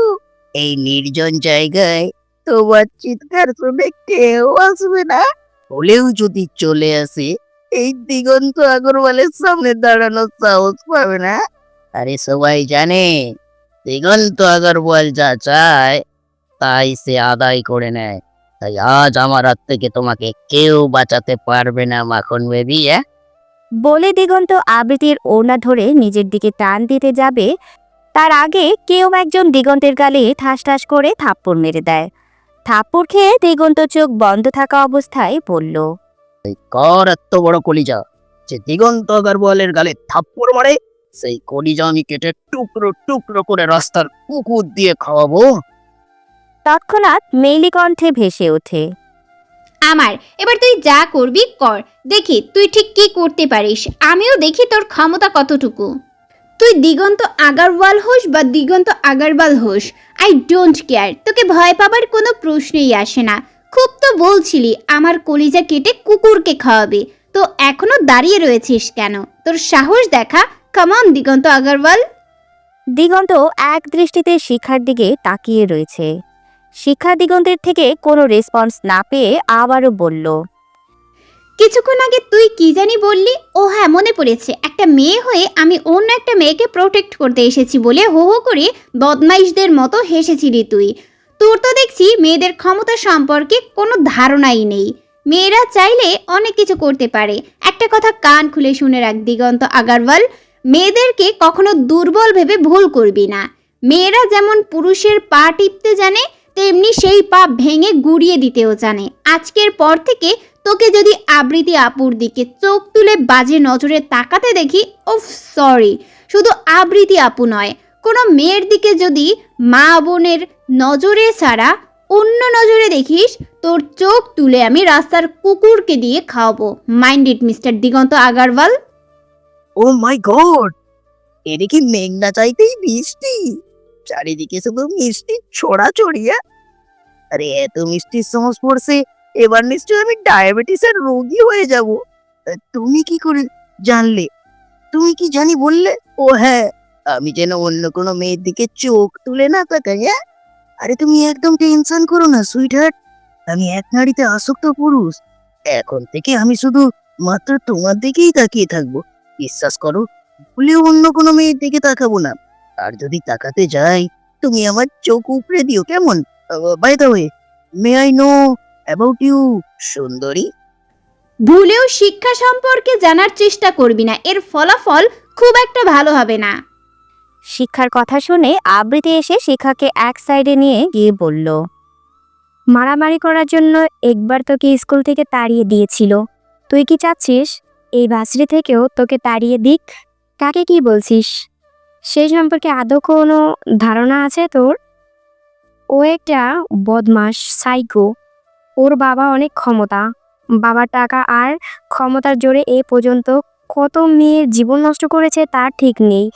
মেয়েরা ওর কাছে টি শার্টের মতো, যা ও ক্ষণে ক্ষণে চেঞ্জ করে। আর তুই এর মতো একটা সাইকোকে থাপ্পড় দিলি, ঘুমন্ত বাক্যে জাগ্রত করে দিলি। ওই আগারওয়াল আপনাকে টিচ করছিল, আর আপনি কিছু না বলে চুপ করে মুখ বুজে সহ্য করেছিলেন। এমনকি আপনার ওড়না ধরে টান দিয়েছে। আপনি আমাকে ভালোবাসেন বা নাই বাসেন, আমি আপনাকে অনেক ভালোবাসি, আপনাকে যথেষ্ট সম্মান করি, আর আমার সামনে আমার সম্মান নষ্ট করতে দিতে পারি না। আমি তো আপনারও জন্য। আমারটা আমি বুঝে নিতাম, তুই এর মধ্যে নাক গলাতে গেলি কেন? এখন চল এখান থেকে, বলে শিখার হাতে ধরে নিয়ে যাওয়ার আগে দিগন্তে এসে তাদের সামনে দাঁড়িয়ে বলল, তুমি চাইলে একটা না 1000টা থাপ্পড় মারতে পারো সুন্দরী, আমি ভালোবেসে সেটা গ্রহণ করে নেব। তোমার ওই নরম হাতে থাপ্পড় খেয়ে আমি হাসতে হাসতে মরে যেতে পারবো। দেখো দিগন্ত, ও বাচ্চা একটা মেয়ে, ভুল করে ফেলেছে। ওর আজকে ভার্সিটির প্রথম দিন, তুমি প্লিজ ওকে যেতে দাও। আমি প্রমিস করছি ও আর কখনো এমন ভুল করবে না। দিগন্ত শিক্ষার পা থেকে মাথা পর্যন্ত পর্যবেক্ষণ করে বলল, you are looking so pretty, I so impressed to see you. এতদিন তুমি কোথায় ছিলে সুন্দরী? তুমি এসে আমার মনে তুফানের সৃষ্টি করে দিয়েছো। এখন আমি কি করব বলো তো সুন্দরী? I can control myself. শিক্ষা কিছু বলার আগে আবৃতি শিক্ষার হাত ধরে ক্যাম্পাসের ভেতরে নিয়ে এলো। শিক্ষার যাওয়ার পানে তাকিয়ে দিগন্ত বলল, আই লাইক ইউর অ্যাটিটিউড। এই দিগন্ত আগরওয়ালের চোখে একবার যাকে ভালো লাগে সে এত সহজে নিস্তার পায় না সুন্দরী। I need you even for one night. কিন্তু এই সুন্দরীর যে ঝাঁজ মনে হয় না এত সহজে আমার কাছে বন্দি হবে। কিন্তু আমার তো তোমাকে চাই বেবি, অ্যাট এনি কস্ট। কিন্তু এটা কিভাবে সম্ভব? Yes, idea. ওই কথাই বলে না, কান টানলে মাথা আসে, আমাকেও কান টানতে হবে, বলে শিকার নিজেই বাঘের খাঁচায় ধরা দেবে। আবৃতি শিক্ষাকে হিসাব বিজ্ঞান ডিপার্টমেন্টে নিয়ে গেল। আর যেহেতু ফার্স্ট ইয়ারের ভার্সিটিতে প্রথম দিন, তাই তাদের জন্য নবীনবরণের আয়োজন করা হয়েছে। অনেক মেয়েরা শাড়ি চুড়ি পরে সাজগোজ করে এসেছে। আবৃতি শিক্ষাকে ডিপার্টমেন্টের সবার সাথে পরিচয় করিয়ে দিয়ে কৃষ্ণচূড়া গাছের নিচে প্রিয়ার কাছে গিয়ে বসল। প্রিয়া আবৃতির মন খারাপ দেখে জিজ্ঞেস করল, কি হয়েছে আবৃত্তি? কিছু না রে, এমনিতেই ভালো লাগছে না। দেখ, যা হবার হয়েছে, শুধু শুধু মন খারাপ করে কি হবে? দিগন্ত আগে শুধু তোকে বিরক্ত করত, আর এখন ওর নজর তোদের দুজনের উপর পড়েছে। আমি আমার কথা ভাবছি না, আমি ভাবছি শিখার কথা। মেয়েটাকে উপরে উপরে যতটা শক্ত মনে দেখা যায়, ভিতরে ঠিক ততটাই নরম মনের। আমি ওকে সবসময় অপমান করি, তবুও মেয়েটা কখনো আমার মুখের উপরে কথা বলে না। মেয়েটা ছোটবেলা থেকেই অনেক কিউট ছিল, চেহারাটার মধ্যেও মায়া মায়া ভাব লুকিয়েছিল। দেখলে মনে হতো কাছে নিয়ে আদর করি, কিন্তু আমার ইগো আমাকে ওর কাছে যেতে বাধা দিত। আপা সবসময় ওকে বেশি আদর করত। ছোটবেলা থেকেই ছোটবেলা থেকেই ওর অনেক লম্বা চুল ছিল। পাপাকে দেখতাম ওর চুলে তেল দিয়ে দিত, চুলে বেনি করে দিত, যা আমার সহ্য হতো না। আমি এক রাতে রাগের বশে চুল বেঁধে দেওয়ার নাম করে বাচ্চা মেয়েটার কোমর পর্যন্ত লম্বা চুলগুলো কেটে দিয়েছিলাম। যখন বুঝতে পারে আমি তার চুল কেটে দিয়েছি, সে কি কান্না করেছিল মেয়েটা। তবুও পাপাকে আমার কথা বলেছিল না যে আমি ওর চুল কেটে দিয়েছিলাম। মেয়েটাকে কতভাবে অপমান করেছি তার ঠিক নেই, কিন্তু সেই মেয়েটা আজ আমার সম্মান রক্ষা করলো। আমি একটা বিষয় বুঝতে পারি না, তুই সবার সাথে এত ভালো ব্যবহার করিস, বড়লোক বাবার মেয়ে হয়েও শুধুমাত্র আমার জন্য এমন একটা ভার্সিটিতে ভর্তি হয়ে মধ্যবিত্ত পরিবারের মেয়েদের মতো চলাফেরা করিস। নিজেকে সবসময় সাধারণ মনে করিস, কিন্তু শিখার প্রতি এত রাগ, ক্ষোভ, অপমান, অবহেলা কেন? তোর ভালোবাসার মানুষ যদি আমাকে ভালোবাসে তখন তোর কেমন লাগবে প্রিয়া? তুই পারবি চোখের সামনে নিজের ভালোবাসার মানুষকে অন্য কারো হতে দিতে? নিজের ভালোবাসার মানুষের মনের উঠান জুড়ে অন্য কেউ বিরাজ করুক, এটা সহ্য করতে? নিজের ভালোবাসার মানুষের চোখে অন্য কারোর প্রতি ভালোবাসা দেখতে? মানে আমার ভালোবাসার মানুষ ওকে ভালোবাসে কি নেই আমার বলতো প্রিয়া? আমি যথেষ্ট সুন্দরী, শিক্ষিত, বড়লোক বাবার একমাত্র মেয়ে, তবুও নির্জন ভাই আমাকে ছেড়ে ওই বাইরের একটা মেয়েকে তার মনের উঠোনে জায়গা দিল, তাকে ভালোবাসলো। কেন প্রিয়া? আমি কি নির্জন ভাইয়ের ভালোবাসা পাওয়ার যোগ্য না? কি এমন আছে ওই শিখার মধ্যে যা আমার মধ্যে নেই? কেন নির্জন ভাই আমাকে ভালোবাসতে পারলো না? মানুষ যা আছে কখনো তা পায় না, আর যা পায় কখনো সেটা চায় না। চাওয়া পাওয়া এই দ্বন্দ্বে আমাদের চিরন্তন হয়ে থেকে যাবে। ধর আমি যাকে পছন্দ করি সে পছন্দ করে তোকে, কিন্তু তোর কাছে তার ফিলিংসের কোনো দাম নেই। তুই নির্জন ভাইকে চাস, কিন্তু নির্জন ভাই তোকে চায় না। তার মনের উঠোন জুড়ে অন্য কারো বসবাস। তোর তাকে ভালোবাসা উচিত যে তোকে ভালোবাসে। মরে শিকার পিছনে ছুটে কোনো লাভ নেই আবেগতে। নির্জন ভাই শুধুমাত্র শিখার জন্য আমাকে ইগনোর করে। শিখা না থাকলে নির্জন ভাই ঠিক আমাকে ভালোবাসতো। শিখা আমার চরম শত্রু, আর একজন শত্রুর সাথে আর কত ভালো ব্যবহার করতে বলছিস তুই? ও এটাই ডিজার্ভ করে। তোর কোথাও ভুল হচ্ছে আবেগতে। আমি শিখাকে যতটুকু চিনি আমার মনে হয় না শিখা নির্জন ভাইকে পছন্দ করে। ইনফ্যাক্ট আমি শিখার চোখে নির্জন ভাইয়ের প্রতি কোনো ভালোবাসা দেখিনি, দেখেছি সম্মান, শ্রদ্ধা। দেখ আবেগতে, নির্জন ভাই যদি শিখাকে ভালোবাসে এতে শিখার দোষ কোথায়? শিখা নির্জন ভাইকে ভাইয়ের নজরে দেখে, এমনও তো হতে পারে শিখা নিজেও জানে না নির্জন ভাই ওকে এতটা ভালোবাসে। আবৃতি চোখের পানি মুছে বলল, বাদ দে প্রিয়া, ক্লাস শুরু হয়ে যাবে। নাও টাইম টু গো। চল। নবীনবরণ উপলক্ষে সকল ছাত্রছাত্রীদের ফুল দিয়ে শুভেচ্ছা জানানো হয়েছে। যেহেতু আজ প্রথম দিন, তাই শুভেচ্ছা বিনিময় আর পরিচয় পর্বের মধ্য দিয়ে শেষ হয়েছে প্রথম দিনের ক্লাস। ইতিমধ্যে শিক্ষার তুবা নামের একটা মেয়ের সাথে বেশ ভাব হয়েছে, যদিও মেয়েটার গায়ের রং একটু চাপা, তবে দেখতে ভারী মিষ্টি, অনেক সহজ সরল মিশুক প্রকৃতির। ক্লাসরুম থেকে বের হওয়ার সময় তুবা জিজ্ঞেস করলো, তুমি কিভাবে বাসায় ফিরবে শিখা? একা একা যাবে নাকি? কেউ নিতে আসবে? শিখা ভাবছে, আবৃতি আপু নিশ্চয়ই এতক্ষণে বাড়ি পৌঁছে গিয়েছে। যে আমাকে দু চোখকে সহ্য করতে পারে না সে কখনো আমার জন্য অপেক্ষা করবে না। শিখা নিজের মতো করে ভেবে কিছু একটা বলতে যাবে, তার আগেই আবৃতি এসে বলল, শিখা আমার সাথে যাবে, ও আমার কাজিন। শিখা অবাক হয়ে গেল আবৃতির মুখে তাকে কাজিন সম্বোধন করায়। আবৃতি এসে বলল, কেমন লাগলো ভার্সিটি লাইফের প্রথম দিন? অনেক ভালো লেগেছে, কিন্তু আপনি এখনো বাড়ি ফিরে যাননি কেন? তোর জন্য অপেক্ষা করছিলাম। ভাবছিলাম একা একা কি করবি না করবি, কিন্তু এখন তো দেখছি প্রথম দিনেই ফ্রেন্ড বানিয়ে নিয়েছিস। শিখা তুবাকে দেখিয়ে বলল, ও তুবা খুবই ভালো মনের একটা মেয়ে। Nice to meet you. শিখার সাথে অবশ্যই একদিন আমাদের বাসায় আসবেন। সেম টু ইউ আপু। Bye, see you later. বলে আবৃতি শিখা দুজনেই নিজেদের গন্তব্যে ছুটে চলল। ঘণ্টাখানেক পরে আবৃতি শিক্ষার বাসায় পৌঁছে কলিং বেল দিলে সাদ্দাম শিকদার দরজা খুলে দেয়। আবৃতি শিক্ষার দুজনেই সাদ্দাম শিকদারকে দেখে অবাক হয়ে যায়। সাদ্দাম শিকদারকে দেখে অনেক রাগান্বিত মনে হচ্ছে। শিখা সাদ্দাম শিকদারকে জড়িয়ে ধরে জিজ্ঞেস করল, তোমার তো শহরের বাইরে থাকার ছিল, তুমি এই সময় বাড়িতে কেন বড় আব্বু? তুমি নাকি আজ ভার্সিটি গিয়ে একটা ছেলেকে থাপ্পড় দিয়েছো? তুমি তো জানো বড় আব্বু, অন্যায় দেখলে আমি স্থির থাকতে পারি না। যদিও অনেক সময় পরিস্থিতির চাপে পড়ে স্থির থাকতে হয়, কিন্তু তাই বলে সব সময় আমি ছেড়ে কথা বলতে পারি না।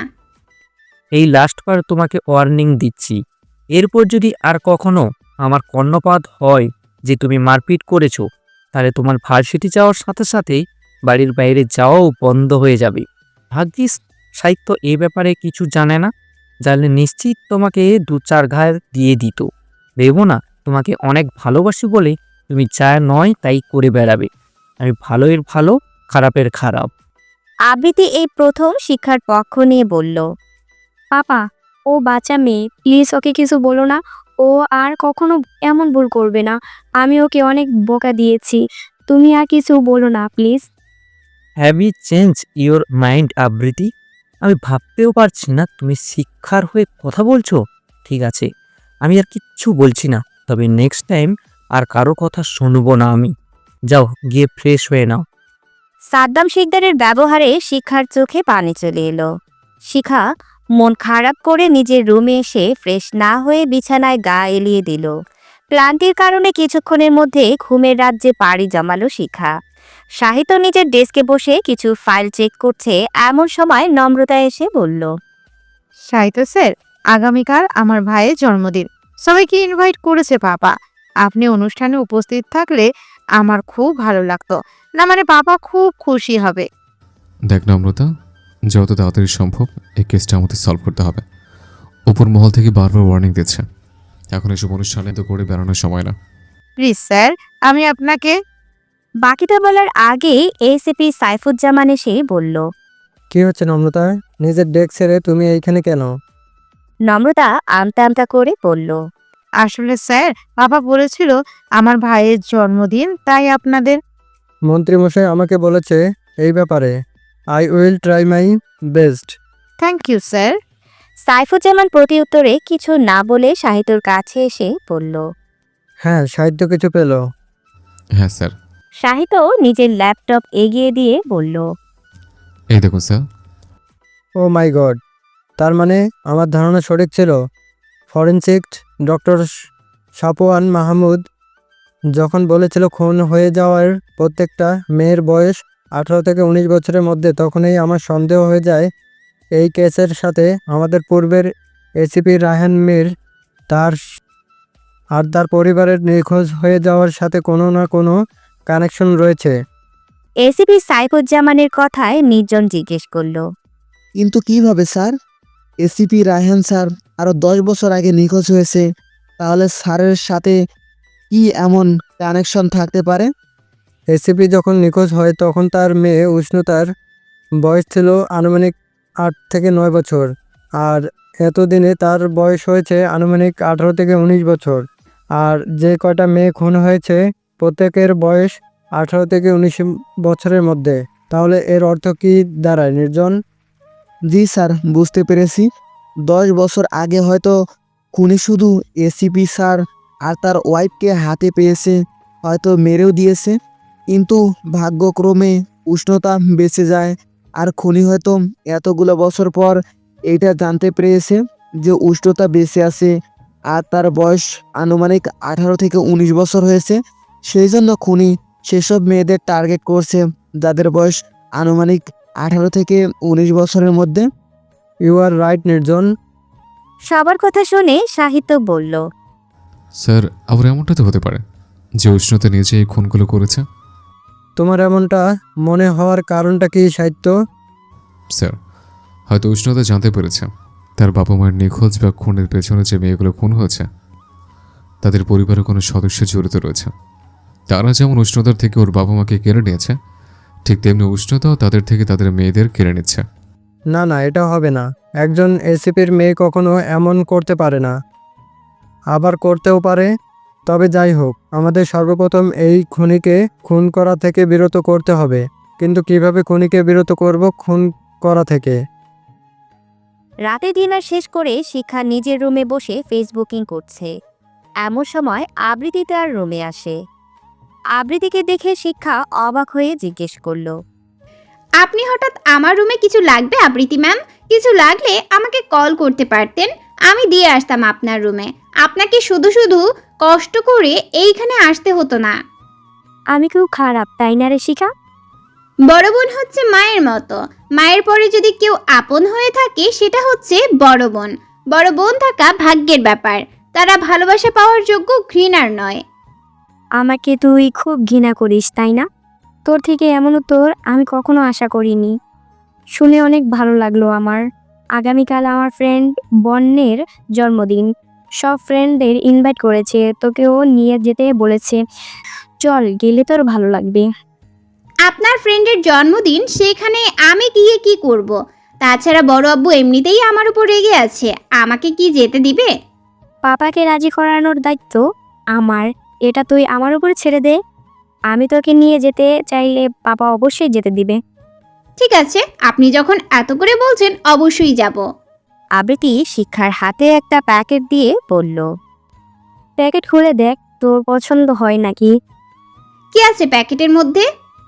একটা শাড়ি। আমরা সবাই শাড়ি পরে যাব, তাই তোর জন্য একটা শাড়ি। আমরা সবাই শাড়ি পরে যাব, তাই তোর জন্য একটা নিয়েছি। পছন্দ হয়েছে তোর? হ্যাঁ, খুব পছন্দ হয়েছে, থ্যাংক ইউ সো মাচ। কিন্তু কখন যেতে হবে? রাত 12টায় বন্যের ফ্যামিলির সবাই মিলে একবার কেক কাটবে। দুপুরে পার্টির আয়োজন করেছে, তখন ফ্রেন্ডদের সাথে আবার কেক কাটবে। আমাদের একটু সকাল সকাল যেতে হবে। সব ফ্রেন্ড মিলে বন্যর জন্য একটা সারপ্রাইজের প্ল্যান করেছি। তুই সকাল সকাল রেডি হয়ে থাকিস। ঠিক আছে। ওকে, গুড নাইট। বলে আবৃতির দরজার দিকে পা বাড়ানোর আগেই গাড়ির হর্ন শুনতে পেল। আবৃতি ফিরে এসে শিখাকে বলল, মনে হয় ভাইয়া এসেছে, গিয়ে একটু দরজা খুলে খাবারটা দিয়ে আয় তো। আপনার ভাইয়ের সামনে যেতে আমার ভালো লাগে না, সব সময় আমাকে সন্দেহ করে। আমি যাচ্ছি না। বড় আম্মু বা সাথী দরজা খুলে খাবার দিবে তাকে। মাফ করবেন আমাকে, আমি আপনার কথা রাখতে পারলাম না। মম মেডিসিন নিয়ে ঘুমিয়ে পড়েছে। সাথীর নাকি শরীর খারাপ করছে, তাই সাথীও ঘুমিয়ে পড়েছে। আর তুই তো দেখতেই পাচ্ছিস আমি মুখে ব্ল্যাক মাস্ক লাগিয়েছি। এই অবস্থায় ভাইয়ের সামনে গেলে নিশ্চয়ই আমাকে 2 ঘা দিয়ে দিবে। তুই যা না একটু। Sorry ma'am. আমি বুঝতে পারছি না তোর যেতে সমস্যা কোথায়। ভাইয়া বাঘ ভাল্লুক নয় যে তোকে খেয়ে ফেলবে। ঠিক আছে, তোর যাওয়ার লাগবে না, আমি ফ্রেশ হয়ে তারপর যাচ্ছি। আপনার মুখ ধুতে হবে না ম্যাম, আমি যাচ্ছি। শিখা নিচে এসে দরজা খুলে দেখে সাহিত্য হাতে একটা গিফট বক্স নিয়ে দাঁড়িয়ে রয়েছে। কপালে মৃদু মৃদু ঘাম জমা হয়েছে। শিখাকে দেখে সাহিত্য বলল, সবাই কি ঘুমিয়ে পড়েছে? তুই দরজা খুলে দিলি যে? হ্যাঁ, সবাই ঘুমিয়ে পড়েছে। তুই বুঝি আমার ফেরার অপেক্ষা ছিলে, যেমনটা বাড়ির বউ বরের জন্য করে থাকে। তুই এবার মনে মনে আমাকে বর ভাবতে শুরু করিস নি তো শিক্ষা? আমার বইয়ে গেছে আপনাকে আমার বর ভাবতে। দেখতে তো পাচ্ছি না ঘুমিয়ে এত রাত পর্যন্ত আমার জন্য অপেক্ষা করে রয়েছিস। যাই হোক, অপেক্ষা যখন করেছিস, এখন বাড়ির বউয়ের মতো তোর ওড়না দিয়ে আমার কপালের ঘাম মুছে দে। এসব আজাইরা কাজ করার সময় বা ইচ্ছা কোনোটাই আমার নেই। আপনার যদি খাবার খেতে হয় তাড়াতাড়ি খেতে হবে। আমার ঘুম পাচ্ছে, আমি ঘুমোতে যাব। ঠিক আছে, আমি ফ্রেশ হতে যাচ্ছি। প্রায় 20 মিনিট পরে শিখা সাহিত্য রুমে খাবার নিয়ে এসে দেখে সাহিত্য ল্যাপটপে কাজ করছে। শিখা খাবার রেখে চলে যাওয়ার জন্য পা বাড়ানোর আগে সাহিত্য বলে উঠল, এত দেরি হলো কেন? খাবারের মধ্যে আবার বিষ টিষ মিশিয়ে দিস না তো? না মানে আমি তো চরম শত্রু। শত্রুকে শেষ করবার জন্য এমনটা করতেও পারিস? শিখা কোনো উত্তর না দিয়ে বেসিন থেকে হাত ধুয়ে এসে ভাত মেখে এক লোকমা খাবার খেয়ে বলল, এই যে দেখুন মিস্টার সাহিত্য, আমি আপনার প্লেট থেকে খাবার খাচ্ছি। আমি যখন মরিনি, তাহলে আপনিও নিঃসন্দেহে এই খাবার খেতে পারেন। আমি শিওর আপনিও মরবেন না। তুই তো আমার খাবার খেয়ে এটো করে দিলি, আমি কি তোর এটো খাবো? না না, আপনি 5 মিনিট অপেক্ষা করুন, আমি এক্ষুনি আপনার জন্য নতুন করে খাবার নিয়ে আসছি। তার কোনো প্রয়োজন নেই। তুই খুব ভালো করে জানিস আমি খাবার। তুই যখন খাবার মেখেছিস তুই নিজে আমাকে তাছাড়া এখন থেকে আমাকে রোজ খাইয়ে দিয়ে অভ্যাস করে নে, ভবিষ্যতে তোর কাজে লাগবে। বড় আব্বু আমাকে খুব ভালোবাসে। বড় আব্বু নিশ্চয়ই প্রথমবারের মতো দ্বিতীয়বারও একই ভুল করবে না। ভবিষ্যতে নিশ্চয়ই আমি কোনো লুলাকে বিয়ে করব না যে তাকে আমার খাইয়ে দিতে হবে। লোলাও তোর কপালে জুটবে কিনা সন্দেহ। সবশেষে সাহিত্য শেখদারের গলায় চলতে হবে তোর। পরক্ষণে সাহিত্য মনে মনে বলল, তুই একটা ক্রিমিনাল, খুনি। আর কোনো ছেলে চাইবে না একটা খুনিকে তার জীবনসঙ্গী করতে। আমার ধারণা যদি সঠিক হয় এসব খুনের পেছনে তোর হাত রয়েছে। এখন শুধুমাত্র প্রমাণ সংগ্রহ করার অপেক্ষা আছে। প্রমাণ হাতে পাওয়া মাত্রই তোর খেলা শেষ হয়ে যাবে। আমি নিজে তোকে হ্যান্ডকাফ পরিয়ে নিয়ে যাব। একজন সিআইডি অফিসার হিসেবে ক্রিমিনালকে ধরিয়ে দেওয়া আমার কর্তব্য। সে হোক আমার পরিবার, আমার বা একান্ত আমার নিজের কেউ। কি রে শিখা, হলো তোর? তোকে রাতে কতবার করে বলেছিলাম একটু সকাল সকাল রেডি হোস। 10টা বেজে গেল, এখনো তুই রেডি হতে পারলি না। কি এত সাজিস বলতো? তোর জন্য এমনিতেই ছেলেরা পাগল, আজ আবার তাদেরকে খুন করার স্বাদ জেগেছে নাকি তোর? খুন করা আমার পেশা নয়, খুন তো করতেই হবে। হোয়াইট। শিক্ষা আবৃত্তির পা থেকে মাথা পর্যন্ত পর্যবেক্ষণ করে বলল, মাশাল্লাহ, তোর জেল্লা আমায় ঘায়েল করেছে। আপনি এমনিতেই সুন্দরী, আর মেরুন রঙের শাড়িতে আরও সুন্দর লাগছে। আমি নিজেই আপনার উপর ক্রাশ খেয়েছি। না জানি আপনার ফ্রেন্ডের কি হাল হবে আজকে। আবৃত্তি বিড়বিড় করে বলল, যার জন্য সেজেছি সে তো আর আমার দিকে ভুলেও তাকাবে না। তার নজর তো অন্যদিকে, তবুও বেহাইয়া মন মানতে চাইলো না, তার জন্য নিজেকে সাজিয়ে তুললাম। বিড়বিড় করে কি বলছেন আপনি? তুই তো এখনো রেডি হসনি, কিন্তু আমার তো এখনই পিয়ার বাসা যেতে হবে। পিয়া ফোন করেছিল, ওর মা বাবা নাকি গ্রামে গিয়েছে। ওর কোন চাচা হঠাৎ করে অসুস্থ হয়ে পড়েছে, তাকে দেখতে ওর মা বাবা গিয়েছে। পিয়া শাড়ি পরতে পারে না, আন্টি ওকে শাড়ি পরিয়ে দেয়। এখন তো আন্টিও নেই, তাই আমাকে যেতে হবে। তুই এক কাজ কর, তুই আস্তে আস্তে রেডি হ, আমি পাপাকে বলে যাচ্ছি। আর ফোন দিলে পাপা তোকে বাসটিতে নামিয়ে ড্রপ করে দিবে। আমি ফোন দিলে পাপা তোকে বাসের সামনে ড্রপ করে দিবে। আমি আর প্রিয়া বাসের সামনে দাঁড়িয়ে থাকবো। ঠিক আছে, আপনি যা বলবেন তাই হবে। সাবধানে আসিস সুন্দরী, দেখিস আবার কেউ কিডন্যাপ করে না নিয়ে যায়। বলে হো হো করে হেসে প্রিয়ার বাসায় যাওয়ার উদ্দেশ্যে বেরিয়ে পড়ল আবৃত্তি। মন্ত্রীর বাড়ি জাঁকজমকভাবে সাজানো হয়েছে। তার একমাত্র ছেলে বর্ণ মির্জার জন্মদিন বলে কথা। কিছুদিন আগে ধুমধাম করে মেয়ের জন্মদিন পালন করেছেন, তাই ছেলের জন্মদিনেও কোনো ত্রুটি রাখতে চান না মন্ত্রীমশাই। ইতিমধ্যে সিআইডির পুরো টিম এসে উপস্থিত হয়েছে মন্ত্রীর বাড়িতে। বর্ণ নিজের রুম থেকে বেরিয়ে এদিকে ওদিক তাকিয়ে তার কাঙ্ক্ষিত মানুষকে খুঁজে চলছে। যদিও ঠিক রাত 12টায় তার বোনের উঠোন জোরে থাকা ব্যক্তি তাকে উইশ করেছে, তবুও তার মন মানতে চাইছে না। বর্ণের চোখে তৃষ্ণা জেগেছে তার প্রিয়সীকে দেখার। মূলত তাকে ভালোবাসার কথা জানতে আর পরিবারের সবার সাথে তার ভালোবাসার মানুষকে পরিচয় করিয়ে দেওয়ার জন্যই তার এই আয়োজন। বর্ণ সাহিত্যকে দেখে এগিয়ে এসে হ্যান্ডশেক করে আবৃত্তির কথা জিজ্ঞেস করতে যাবে, তার আগেই সাহিত্যর ফোন বেজে ওঠে। সাহিত্য দেখে আননোন নাম্বার থেকে কল এসেছে। সাহিত্য কল রিসিভ করার সাথেই ওই পাশ থেকে বলে, আপনি কি সিআইডি অফিসার সাহিত্য শিকদার বলছেন? হ্যাঁ, কিন্তু আপনি কে? আমি কে সেটা না জানলেও চলবে। আপনার বোন আবৃত্তি কিডন্যাপ হয়েছে, কয়েকটা গুন্ডা তাকে গাড়িতে করে নিয়ে গেছে। আবৃত কিডন্যাপ হয়েছে শুনে সাহিত্যর ফোন নিচে পড়ে যায়।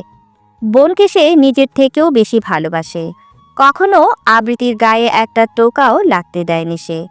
সাহিত্য হুঙ্কার দিয়ে বলল, কার এত বড় কলেজা, সেট অফিসের সাহিত্য শেখদারের বোনকে কিডন্যাপ করে? আমার জানার মতো আবৃত্তি কারোর সাথে কোনো প্রকার শত্রুতা নেই। একমাত্র শিক্ষাকে আবৃত্তি দু চোখে সহ্য করতে পারে না। তবে কি শিক্ষা আবৃত্তির উপর প্রতিশোধ নিতে আবৃত্তিকে কিডন্যাপ করিয়েছে? শিক্ষা আবৃত্তির দেওয়া রয়্যাল ব্লু কালারের শাড়িটা পরেছে, চোখে দিয়েছে হালকা কাজল, ঠোঁটে খয়েরি লিপস্টিক, লম্বা চুলগুলো ছেড়ে দিয়েছে। মোটামুটি শিখা সাজ কমপ্লিট করেছে। তখনই শিখা আয়নাতে দেখে তার কানের দুল পরা হয়নি। শিখা কোন দুল জোড়া পরবে ভাবতে ভাবতে তার চোখ যায় রাতের সাহিত্যর দেওয়া সেই গিফট বক্সের দিকে। গতরাতে সাহিত্যর খাওয়া শেষ হলে শিখা যখন তার রুম থেকে বেরোবে, তখন সাহিত্য শিখার হাতে গিফট বক্স দিয়ে বলে, এতে তোর জন্য শিক্ষা, তোকে তো কখনো কিছু দিতে পারিনি, তাই আমার পক্ষ থেকে তোর জন্য এই ছোট্ট উপহার। কি আছে এর মধ্যে? আমি নিজে পছন্দ করে তোর জন্য কিনেছি। তোর কাছে একটা অনুরোধ, এই ইয়াররিং জোড়া সবসময় কানে পরে আমার ভালো লাগবে। ঠিক আছে। শিখা কি মনে করে সাহিত্যর দেওয়া ইয়াররিং জোড়া পরে। বেশ সুন্দর লাগছে তাকে দেখতে। হয়তো ইয়াররিং জোড়া তার সাজ পরিপূর্ণ করে দিয়েছে। শিখা সবে রুম থেকে বের হতে যাবে, তখনই দেখে আবৃত্তি ভিডিও কল করেছে। শিখা খুশি মনে কল রিসিভ করে চমকে ওঠে। শিখার সামনে ভেসে ওঠে পরিচিত একটা মুখ। শিখা অবাক হয়ে জিজ্ঞেস করে, আবৃত্তি আপুর ফোন তোর কাছে কেন দিগন্ত আগরওয়াল? আবৃত্তি আপুর সাথে কি করছিস তুই? উত্তর দিচ্ছিস না কেন? তোমাকে যা লাগছে না সুন্দরী, বাড়িতে দারুণ হট লাগছে তোমাকে। নিজেকে কন্ট্রোল করা দায় হয়ে যাচ্ছে আমার। আমার রূপের আগুনে ঝলসে যাচ্ছে আমি সুন্দরী। তোর ননস্টপ বকবক যদি বন্ধ না করিস, ট্রাস্ট মি, আমি তোর জিপ টেনে ছিঁড়ে দিব। তোকে আমি কিছু জিজ্ঞেস করেছি? আবৃত্তি আপুর ফোন তোর কাছে কেন? আবৃত্তি আপুর সাথে নিশ্চয়ই খারাপ কিছু করেছিস, তাই না? তবে খারাপ কিছু করিনি, তুমি বলতেই কতক্ষণ। দেখতে চাও আবৃত্তি ডার্লিং কোথায়? দিগন্তর পেছনে ক্যামেরা অন করে দিয়ে বলল, এই যে দেখো। শিখা দেখতে পেল আবৃত্তিকে কোনো একটা পরিত্যক্ত রুমের চেয়ারে বসিয়ে হাত পা বেঁধে মুখের মধ্যে কাপড়ের দলা পাকিয়ে দেওয়া হয়েছে, যাতে চিৎকার করতে না পারে।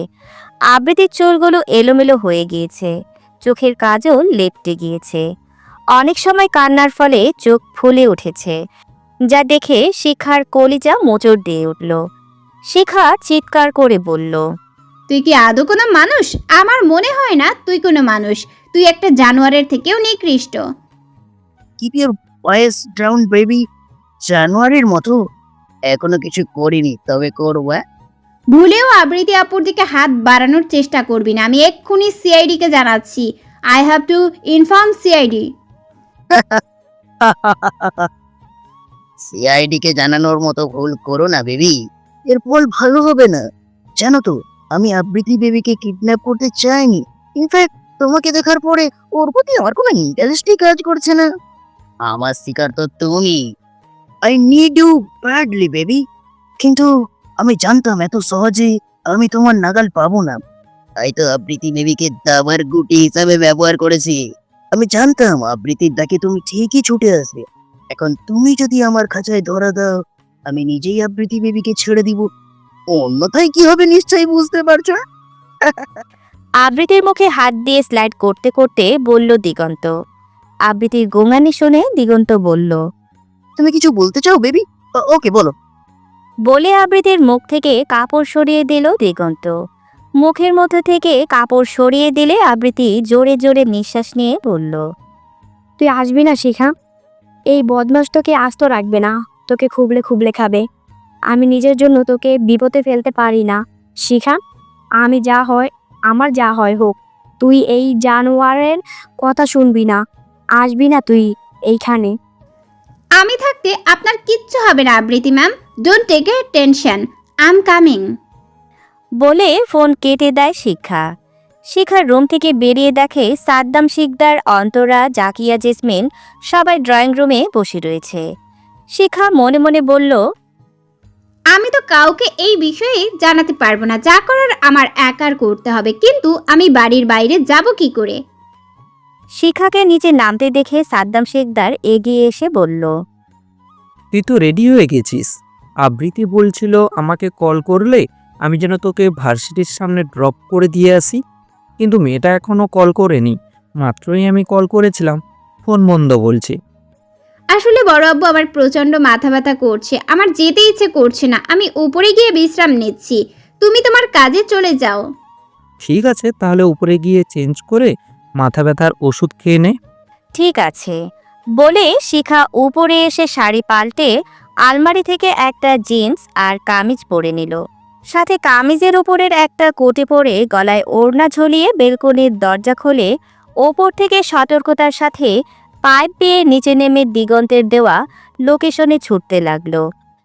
বর্ণ সাহিত্যর কাছে এসে জিজ্ঞেস করলো, এনি প্রবলেম স্যার?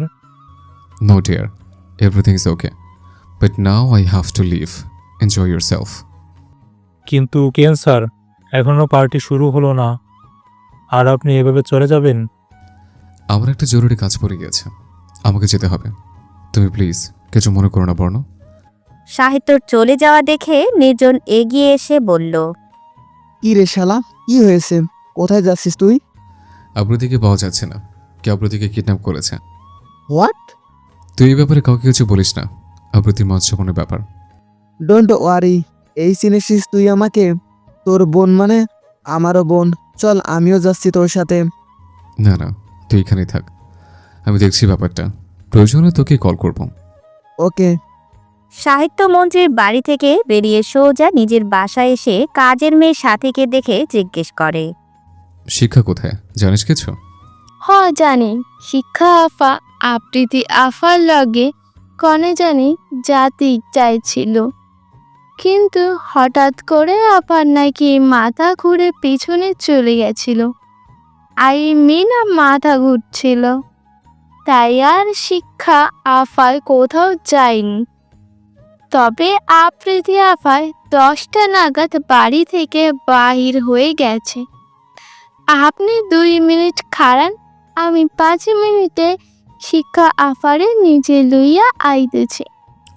থাক, তোর 2 মিনিটে গিয়ে 5 মিনিট আসার কোনো প্রয়োজন নেই, আমি নিজেকে দেখছি। সাহিত্য শিক্ষার রুমে এসে দেখে বিছানার উপর চাদর মুড়ি দিয়ে কেউ শুয়ে রয়েছে। সাহিত্য চাদর উঠিয়ে দেখে কোলবালিশের গায়ে চাদর দিয়ে রাখা হয়েছে, সবাইকে বোকা বানানোর জন্য। সবাই যাতে এটাই মনে করে সে অসুস্থ, তাই চাদর গায়ে দিয়ে ঘুমিয়ে রয়েছে। সাহিত্য সব জায়গায় শিখাকে খোঁজে, কিন্তু শিক্ষা কোথাও নেই।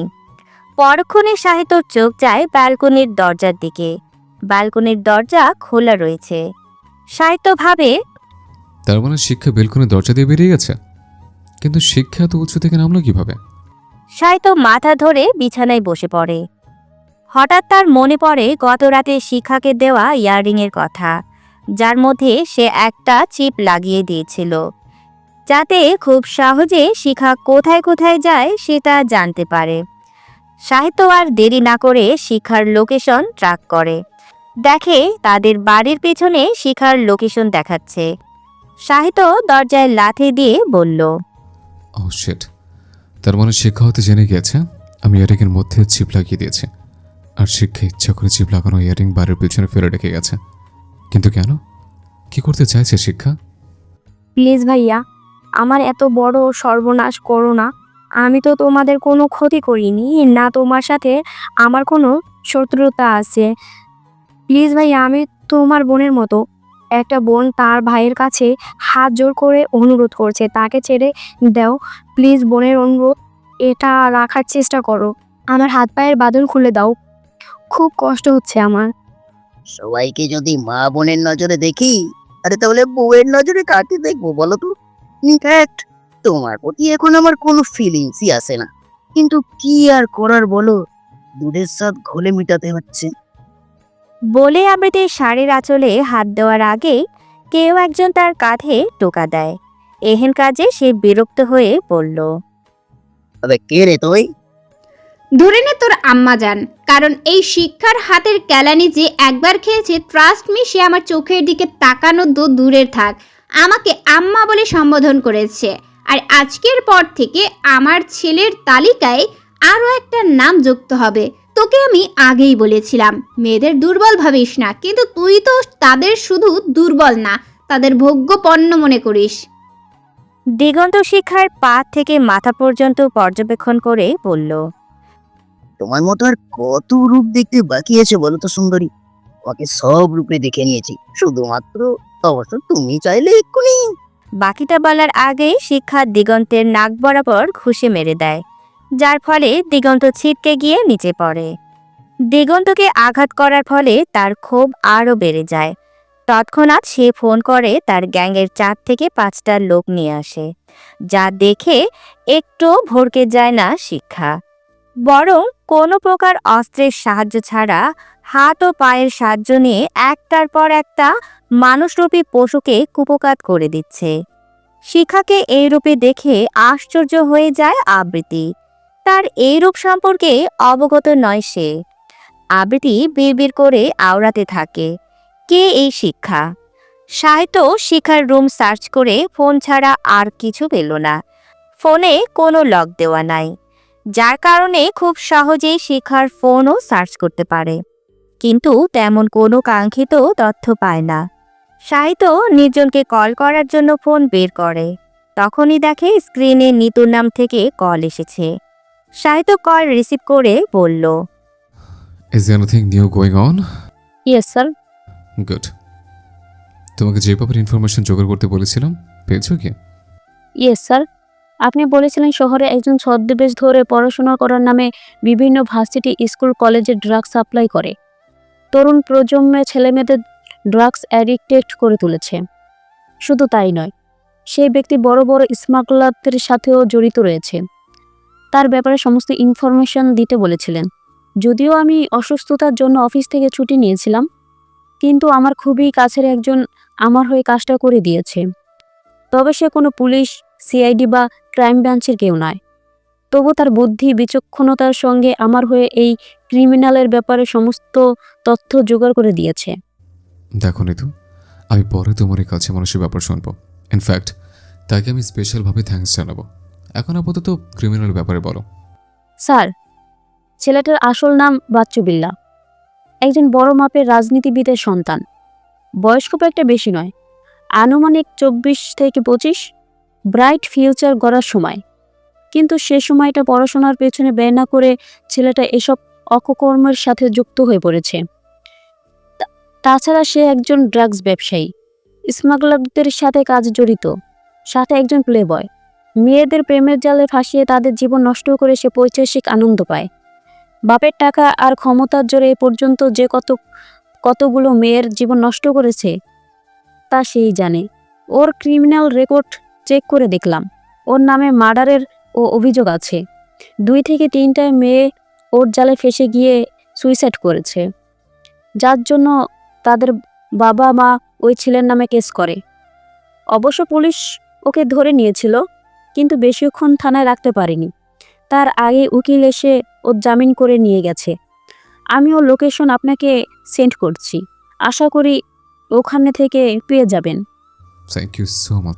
ধন্যবাদ দেওয়ার কোনো প্রয়োজন নেই sir, it's my duty. Sahitya call কেটে দেওয়ার পর শিখার ফোনে একটা ভিডিও আসে, যা দেখে সাহিত্য বলল, ও তাহলে এই ব্যাপার। এক ঢেলে 2 পাখি মরবে আজ। সাহিত্য নির্জনকে সাথে নিয়ে অতি দ্রুত নিতুর দেওয়া লোকেশনে উপস্থিত হয়ে দেখল অলরেডি ফাইটিং চলছে শিক্ষা আর গুন্ডাদের মধ্যে। আবৃতিকে চেয়ারের সাথে বেঁধে রাখা হয়েছে, সে যন্ত্রণায় ছটফট করছে। সাহিত্য গুন্ডাদের থেকে এগিয়ে যেতে গেলে নির্জন তাকে বাধা দিয়ে বলল, থাক না সাহিত্য, শিক্ষার চ্যাপ্টার শিক্ষা নিজেই ক্লোজ করুক, তারপরেরটা না হয় আমরা দেখব। গুন্ডারা এটা দেখুক যে মেয়েরা চাইলে অনেক কিছু করতে পারে। কিন্তু একটা বিষয় আমি বুঝতে পারছি না, শিক্ষা এইভাবে গুন্ডাদের সাথে একা লড়ছে, এটা কিভাবে সম্ভব?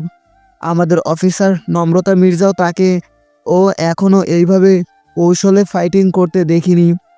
শিক্ষার মতো একটা মেয়ে আমাদের ডিপার্টমেন্টের জন্য খুবই প্রয়োজন। আমি যতটুকু জানি ড্যাড শিক্ষাকে কুড়িয়ে পেয়েছিল। হয়তো আমাদের বাড়িতে আসার আগেও কোনো চোর ছিল, আর চুরি করে ধরা পড়লে পাবলিক নিশ্চয়ই ছেড়ে কথা বলে না। হতে পারে শিক্ষা যার হয়ে কাজ করতো সে একটু মারপিট শিখেছে, যাতে চুরি করেও বেঁচে ফিরতে পারে। না সাহিত্য, তোর ধারণা ভুল। শিক্ষার শত্রুপক্ষকে আঘাত করার প্রত্যেক একটা স্টেপ বলে দিচ্ছে।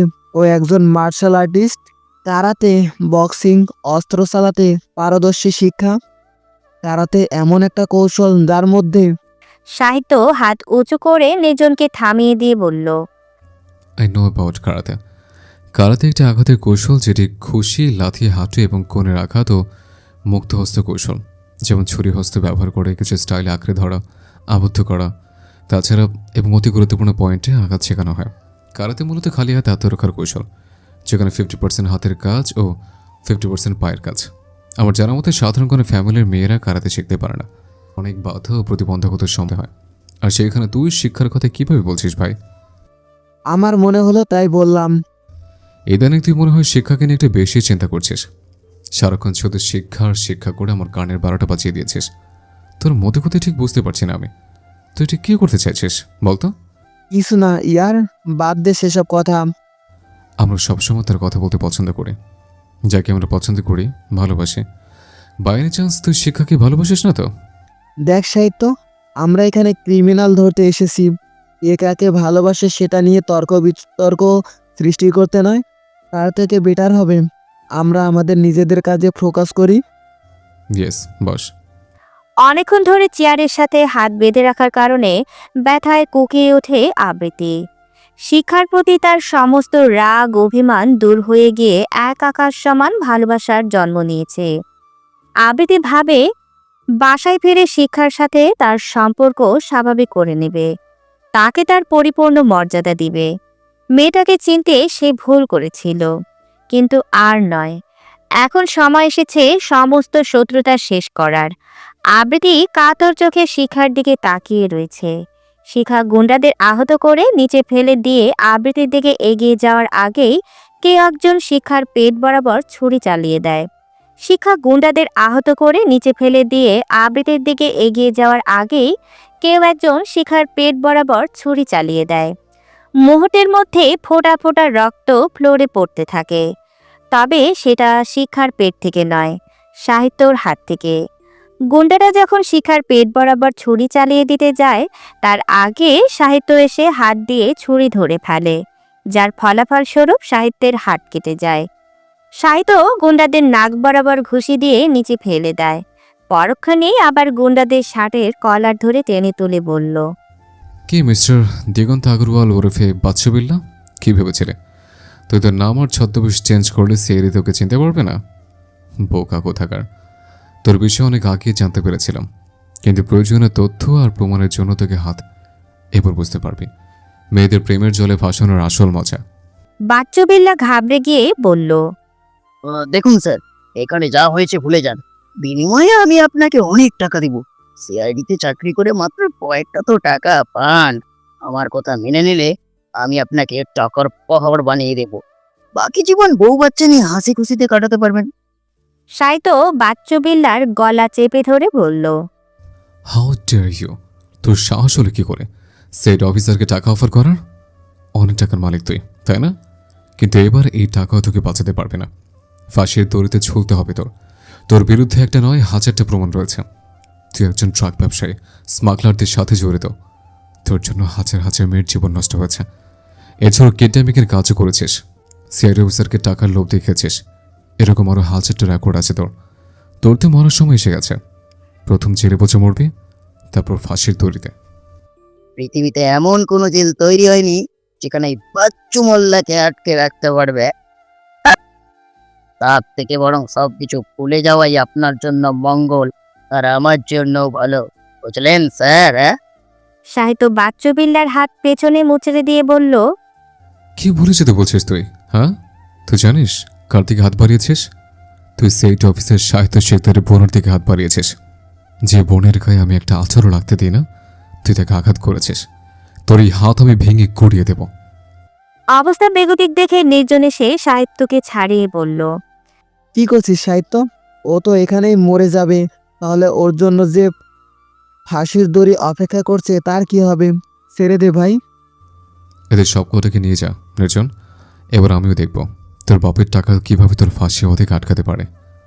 শিখা এসে আবৃত্তির হাত পায়ের বাঁধন খুলে দিয়ে বলল, আপনি ঠিক আছেন আবৃত্তি ম্যাম? খুব কষ্ট হয়েছে তাই না? আবৃতি শিখাকে বুকে টেনে নিয়ে বলল, আমার কথা ছাড় শিখা, তোর এই প্রতিদান আমি কখনো ভুলতে পারবো না। আর যদি তুই ছুটে না আসতি হয়তো কাল আর আমার মুখ দেখতে পারতি না। প্রেস মিডিয়ায় ছড়িয়ে যেত সিআইডি অফিসারের সাহিত্য শিকদারের বোরের মৃত্যুর খবর। যদিও বাচ্চু বিল্লা আমাকে প্রাণে মারতো না, কিন্তু আমি নিজেই নিজেকে শেষ করে দিতাম। আমার জন্য ড্যাড ভাইয়ের মুখে চুনকালি লাগতে দিতাম না। তোকে আমি কতভাবে অপমান করেছি, এই নিয়ে তুই আমাকে দুবার বাঁচিয়ে নিলি। এবারও নিজের কথা ভাবলি না শিখা। আমাকে বাঁচাতে এসে নিজের কি হাল করেছিস তুই। হাত দিয়ে রক্ত বের হচ্ছে, জায়গায় জায়গায় রক্ত জমাট বেঁধে গেছে। তোর কিছু হয়ে গেলে আমি নিজেকে ক্ষমা করতে পারতাম না শিখা। এসব কথা ছাড়ুন আবৃতি ম্যাম, আমার শরীর খারাপ লাগছে, বাড়ি যাব আমি। আচ্ছা তুই এটা বল, তুই মার্শাল আর্ট কবে কখন কোথায় শিখলি? আমি কিছু জানি না। বলে ফ্লোরে লুটিয়ে পড়ল শিখা। শিখাকে নিচে পড়ে যেতে দেখে নির্জন ছুটে এসে বলল, শিক্ষা, কি হলো তোর? চোখ খোল শিক্ষা। তুই দেখতে পাচ্ছিস শিক্ষা অজ্ঞান হয়ে গেছে, আর অজ্ঞান হওয়া ব্যক্তি নিশ্চয়ই তোর কথা শুনতে পাবে না। দাঁতে দাঁত চেপে বলল সাহিত্য। সাহিত্য, রেগে যাচ্ছিস কেন? শিক্ষা অনেক আঘাত পেয়েছে, একা একা এতগুলো গুন্ডাদের সাথে লড়েছে। আই থিঙ্ক ওকে হসপিটালে বা বাসায় নিয়ে যাওয়া উচিত। এক কাজ কর সাহিত্য, আমি শিক্ষাকে নিয়ে হসপিটালে যাচ্ছি, তুই ওই বাচ্চু বিল্লাকে নিয়ে যা। শোন নির্জন, এখানে শুধু শিক্ষা নয়, আমার বোনও আছে, আমি এদিকটা দেখছি, তুই ওদেরকে নিয়ে যা। সাহিত্যর কথার বিপরীতে আর কথা বাড়ালো না নির্জন।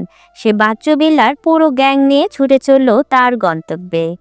নির্জন যাওয়ার পর আবৃতি সাহিত্যর হাত ধরে বলল, তোর হাত থেকে এত রক্ত পড়ছে, ইস কতখানি কেটে গেছে। বলে আবৃতি শাড়ির আঁচল ছেড়ে সাহিত্যর হাত বেঁধে দিল।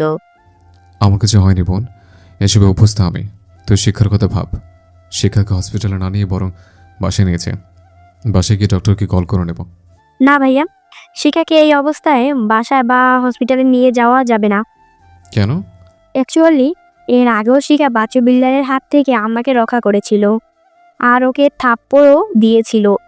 এই ব্যাপারটা ড্যাডের কানে কিভাবে জানি পৌঁছে যায়। ড্যাড শিখাকে বলেছিল এরপর যদি আবারও শিখা মারপিট করে তাহলে শিখার বাড়ির বাইরে আসা বন্ধ করে দিবে, এমনকি ভার্সিটিতেও আসতে দিবে না। শিখা অনেক করছে আমার জন্য, কিন্তু আমি ওর জন্য কখনো কিছু করতে পারিনি। তাই আমি চাই না আমার জন্য পড়াশোনা বন্ধ হয়ে যাক। এত কিছু হয়ে গেছে আর আমায় কিছু জানানোর প্রয়োজন মনে করলি না তুই? আমি ভয় পেয়ে গিয়েছিলাম ভাইয়া, তোমরা আমাকে ওই ভার্সিটিতে ভর্তি করতে চাওনি। আমি নিজের ইচ্ছেই ভর্তি হয়েছিলাম, তাই কিছু বলতে পারিনি। সরি ভাইয়া। ওকে, ওর শিক্ষাকে নিয়ে কোথায় ওর শরীরের অবস্থা বেশি একটা ভালো না। আমার কাছে একটা আইডিয়া আছে ভাইয়া। এখান থেকে কয়েক কিলো দূরে আমার বান্ধবীর পিয়ার বাসা, আমরা তো পিয়ার বাসাও যেতে পারি। কিন্তু আমি জানি না তুমি কেন যেতে চাইছো না, টেনশন করো না তুমি, আমি সবটা ম্যানেজ করে নিব। তাছাড়া আঙ্কেল আন্টি বাসায় নেই, বাসায় শুধু পিয়া আর ওর বোন পাখি আছে, খুব বেশি সমস্যা হবে না তোমার। ঠিক আছে, চল। বলে সাহিত্য শিখাকে পাজা কোলে করে গাড়িতে বসিয়ে দিয়ে গাড়ি স্টার্ট দিল। প্রিয়াদের বাসায় পৌঁছাতে তাদের বেশি সময় লাগলো না। সাহিত্য শিখাকে কোলে করে দরজা খোলার জন্য দরজার বাইরে অপেক্ষা করছে। এমন সময় অপরিচিত কেউ একজন দরজা খুলে দিয়ে সাহিত্যকে জড়িয়ে ধরল। আই লাভ ইউ সাহিত্য স্যার, আপনি সত্যি বাস্তবে এসেছেন। আপনি তো রোজ রাতে আমার স্বপ্নে আসেন, আমার সাথে গল্প করেন, আর আজ বাস্তবে এসেছেন। I can't believe this. সাহিত্য স্যার, প্লিজ আপনার সাথে একটা সেলফি তুলি। আমার ফ্রেন্ডসদের দেখে বলবো সাহিত্য স্যার দিলে টানে আমার বাসায় এসে হাজির হয়েছে। আরে বাবু, এটা কি করছো তুমি?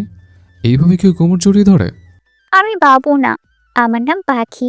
আর কোমর জড়িয়ে ধরবো না তো কি করব? আপনি তো অনেক লম্বা, তাছাড়া একটা মেয়ে রয়েছে আপনার কোলে, তাই তো বুদ্ধি করে কোমর জড়িয়ে ধরেছি। পরক্ষণে আবার পাখি মন খারাপ করে বলল, আপনার কোলে ওই শাকচুন্নিটা কে? ওকে কোলে নিয়েছেন কেন আপনি? আপনি শুধু আমাকে কোলে নেবেন আর কাউকে না। কে হয় ওই মেয়েটা আপনার?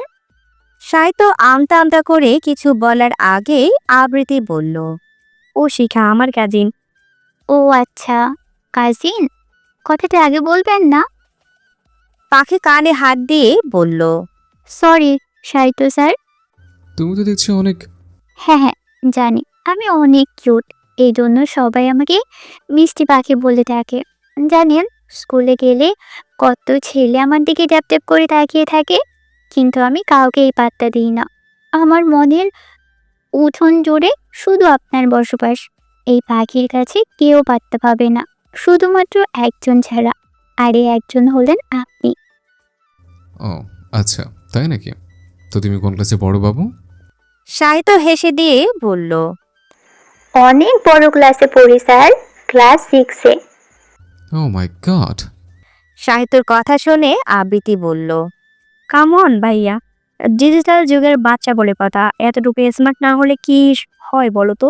অথচ আমার স্পষ্ট মনে আছে, পাখির মতো বসে মম আমাকে ক্লাসে নিয়ে গিয়ে আমার সাথে বসে থাকতো। মমকে ছাড়া আমি 1 মিনিটও ক্লাসে থাকতাম না। সে কি কান্না জুড়ে দিতাম। সত্যি সেই দিনগুলো খুব মিস করি। আমিও। আবৃত্তি পাখির গাল টেনে প্রিয়ার কথা জিজ্ঞেস করছে। এরই মধ্যে প্রিয়া কিচেন থেকে বলল, হ্যাঁ রে পাখি, কে এসেছে? তুমি এসে দেখে যাও আপু, আমার শব্দের পুরুষ এসেছে। আমি সাহিত্য স্যারকে পছন্দ করি বলে তুমি সবসময় আমাকে গালমন্দ করো, কিন্তু দেখো, সে আজ নিজে থেকে আমাকে দেখতে চলে এসেছে। প্রিয়া এসে দরজায় সাহিত্য আর আবৃত্তিকে দেখে পাখির চুল টেনে দিয়ে বলল, গাদা কোথাকার, ওদেরকে ভিতরে আসতে না দিয়ে গল্প জুড়ে দিয়েছিস। তোকে কতবার বলেছি, কোনো মেহমান আসলে আগে তাকে ভিতরে নিয়ে বসতে দিতে হয়। ওহ পিয়া, শুধু শুধু বাচ্চা মেয়েটাকে বকছিস কেন? তুই পাখির এই কথা বলিস না আবৃত্তি, কিন্তু তোদের কি হয়েছে? সেখানে অবস্থা কেন? তুই না বোনের বার্থডে পার্টিতে গেছিস, কিন্তু এখানে এভাবে? আমি কিছু বুঝতে পারছি না। ডোন্ট প্যানিক, তেমন কিছু হয়নি আমার। শিখা আর ভাইয়ার একটু আঘাত লেগেছে, আমি পরে তোকে সবটা বুঝিয়ে বলবো। ঠিক আছে, ভিতরে আয়। আমার পরিচিত ডক্টর আঙ্কেলকে কল করেছি, এখনই চলে আসবে। কিছুক্ষণ পর ডক্টর এসে শিক্ষার চেক আপ করে বলল, চিন্তার কোনো কারণ নেই, দুর্বলতার জন্য অজ্ঞান হয়ে গিয়েছিল। ওর খাওয়া দাওয়ার প্রতি একটু খেয়াল রাখবেন। আর হ্যাঁ, আমি কিছু ঔষধ আর মলম দিয়ে যাচ্ছি, এগুলো ঠিক টাইমে ওকে দিবেন। আমিও। ঠিক আছে ডক্টর। তাহলে আমি এখন আসছি, কেমন? না না আঙ্কেল, একটু চা নাস্তা করে যান। আকাশের অবস্থা ভালো না প্রিয়া, যে কোনো সময় বৃষ্টি আসতে পারে। আমি অন্য একদিন এসে শুধু চা নাস্তা নয়, একদম কবজি ডুবিয়ে খেয়ে যাব। ঠিক আছে, সাবধানে যাবেন আঙ্কেল। ডক্টর যাওয়ার পর আবৃত্তি পুরো ঘটনা প্রিয়াকে খুলে বলল। সব শুনে প্রিয়া বলল, সরি রে, আমার জন্য তোর এই বাজে পরিস্থিতির শিকার হতে হলো। আমি যদি রাতে তোকে আমাদের বাড়ি না আসতে বলতাম, তাহলে হয়তো তোর সাথে এমন কিছু হতো না। নিজেকে আমার অপরাধী মনে হচ্ছে আবৃত্তি। তুই আমাদের বাড়ি আসিস দেখে আমি ভেবেছিলাম তুই হয়তো আমাকে রেখে বোনের বাড়ি চলে গেছিস। তাই তোর উপর অভিমান করে আমি নিজে বোনের বাড়ি যাইনি, আর না তোকে কল করে জানতে চেয়েছি তুই গেছিস কিনা। যা হবার হয়েছে, তুই একটু শিখার কাছে থাক, আমি বাবাকে কল করে আসি। শিখাকে না দেখতে পেয়ে নিশ্চয়ই টেনশন করবে, আমি নিয়ে বিনিয়ে কিছু একটা বলে আসি। ঠিক আছে। শিখা মোটামুটি সুস্থ এখন, যদিও শিখা একটু বেটার ফিল করার পর বাড়ি ফিরতে চেয়েছিল, কিন্তু অনেক ঝড় বৃষ্টি শুরু হয়েছে, যার কারণে তারা বাড়ি ফিরতে পারেনি। প্রিয়াদের বাড়ি রাত্রি যাপন করতে হচ্ছে। রাতে ডিনারের জন্য প্রিয়া আর আবৃত্তি মিলে খিচুড়ি, গরুর গোশত, শুকনো মরিচের ভর্তা, ডিম ভাজি করে রেখে সবাই মিলে গল্পগুজব করছে। তাদের গল্পের মাঝে পাখি এসে বলল, জানেন সাহিত্য স্যার, আমি আপনাকে কত ভালোবাসি। অবশ্য আপনার জানার কথা নয়, কারণ আমি তো আপনাকে কখনো আমার ভালোবাসার কথা বলিনি। আপনি আমাকে বিয়ে করবেন সাহিত্য স্যার? আমাদের বিয়ে হবে, অনেকগুলো বাচ্চা কাচ্চা হবে। এতটুকু বাচ্চা মেয়ের কথা শুনে সাহিত্য ঢোক গিলে ফেলল। কিন্তু আমি তো বিবাহিত পাখি, আমার বউ আছে। এখন বাচ্চা কাচ্চা হওয়াটাই বাকি, সেটাও খুব শীঘ্র হয়ে যাবে যদি আমার বউ চায়। সমস্যা নেই স্যার, আমি সতীনের সংসার করতে পারবো। বিশ্বাস করুন, আমরা দুজন বোনের মতো মিলেমিশে সংসার করব, একটুও ঝগড়া করব না। সাহিত্য প্রিয়ার দিকে আর চোখে তাকিয়ে বলল, আমার বউ কিন্তু অনেক হিংসুটে গন্ডি টাইপের, তোমার মাথায় একটা চুল অবশিষ্ট থাকবে না দেখো। আর সে কখনো আমাকে দ্বিতীয় বিয়ে করার অনুমতি দিবে না, আমাকে জ্যান্ত পুঁতে রেখে দিবে। পাপ্পা, আপনি এত বড় একজন সিআইডি অফিসার হয়েও বউকে ভয় পান? বউকে ভয় পায় না এমন পুরুষ হয়তো পৃথিবীতে একটাও নেই। বেচারে পুরুষরাও বাইরে বাঘ, কিন্তু ঘরের বউয়ের কাছেই ভেজে বেরাও। তুমি সবেমাত্র ক্লাস 6-এ পড়ো, এখনো সময় আছে। ভালো করে পড়াশোনা করো, দেখবি আমার থেকে বড় কোনো রাজপুত্র আসবে তোমার জীবনে। আমার বড় কোনো অফিসারের প্রয়োজন নেই, আমার আপনাকেই চাই সাহিত্য স্যার। আমি আপনার বউকে ম্যানেজ করে নিব। দরকার হলে শিক্ষা আপুকে নিয়ে যাব আপনার বউয়ের কাছে। আপু দেখতে যেমন মিষ্টি, তেমনই তার ব্যবহারও মিষ্টি। আপু ঠিক আপনার বউকে বুঝিয়ে বলতে পারবে। পাখি শিখার দিকে তাকিয়ে বলল, আপু, তুমি যাবে তো আমার সাথে স্যারের বউয়ের কাছে? হ্যাঁ হ্যাঁ, যাবো তো পাখি। পাখির কথা শুনে শিক্ষা ফোন নিয়ে বাইরে চলে গেল। তৎক্ষণাৎ সাহিত্যের ফোনে একটা মেসেজ আসলো, কারো যদি বউয়ের দরকার হয় আরো 3টা বিয়ে করতে পারে, আমার তার প্রতি কোনো ইন্টারেস্ট নেই। সাহিত্য মুচকি হেসে রিপ্লাই দিল, নির্ঘাত বাচ্চা মেয়েটা মানতে চাইছে না, তাই তাকে বোঝাতে বলতে হয়েছে। কিন্তু আপনি এমন ভাব করছেন যেন আপনার প্রতি আমার ইন্টারেস্ট বেয়ে বেয়ে পড়ছে। হ্যাঁ বাবা, বলো চাচার কি খবর? সব ঠিকঠাক আছে তো? না রে মা, কিছু ঠিক নেই। তোর চাচার অবস্থা বেশি ভালো না, কোমায় রয়েছে, হয়তো বাঁচবে না। তোদের জন্য খুব চিন্তা হচ্ছে। 2টা মেয়েকে ফাঁকা একটা বাড়িতে রেখে এসেছি। আশেপাশে বখাটে ছেলেদের আনাগোনা চলে, ভেতরটা কেমন যেন কু ডাকছে। যদিও আমার বাড়ি ফিরতে চাইছিলাম, কিন্তু ঝড় বৃষ্টি শুরু হয়েছে, যার জন্য ফিরতে পারিনি। তুমি চিন্তা করো না বাবা, আমরা ঠিক আছি। পাখি কোথায়? পাখির কথা আর বলো না বাবা, আমাদের বাড়িতে সাহিত্য ভাই হারাবৃত্তি এসেছে। তুমি তো জানোই পাখি সাহিত্য ভাইকে কত পছন্দ করে। বাড়ি আসার পর থেকে শুরু হয়েছে ও নষ্ট বকবক। সাহিত্যকে আমি যতটুকু চিনি, ও পাখির কথায় কিছু মনে করবে না। ও আমাদেরকে নিজের পরিবার মনে করে। তাছাড়া সাহিত্য তোকে আর আবৃত্তিকে কখনো আলাদা করে দেখে না। কয়েক বছর আগে সাহিত্য তোকে রক্ত দিয়ে তোর প্রাণ বাঁচিয়েছিল। তারপর থেকে সাহিত্যকে আমার বড় ছেলের সামনে বসিয়েছি। সত্যি আবৃত্তি আর সাহিত্য ভাইয়ের অবদান কখনো বলতে পারবো না আমি। তোর মা তো বাড়িতে নেই, কিন্তু দেখিস ওদের যেন আদর আপ্যায়নে কোনো ত্রুটি না হয়। রাতে খেতে দিয়েছিস তো ওদের? না বাবা, আমি আর আবৃত্তি মিলে রান্না করে সবকিছু গুছিয়ে রেখে এসেছি, এখন গিয়ে খেতে দেব। ঠিক আছে, রাখছি তাহলে। সাবধানে থাকিস, আর হ্যাঁ, পাখির খেয়াল রাখিস কিন্তু। ওকে বাবা। প্রিয়া কথা বলা শেষ করে রুমে প্রবেশ করার সাথে সাথে আবৃত্তি জিজ্ঞেস করলো, কিরে, কোথায় চলে গিয়েছিলে? বাবা কল করেছিল, তোরা গল্প করছিস তাই আমি বাইরে গিয়ে কথা বলে আসলাম।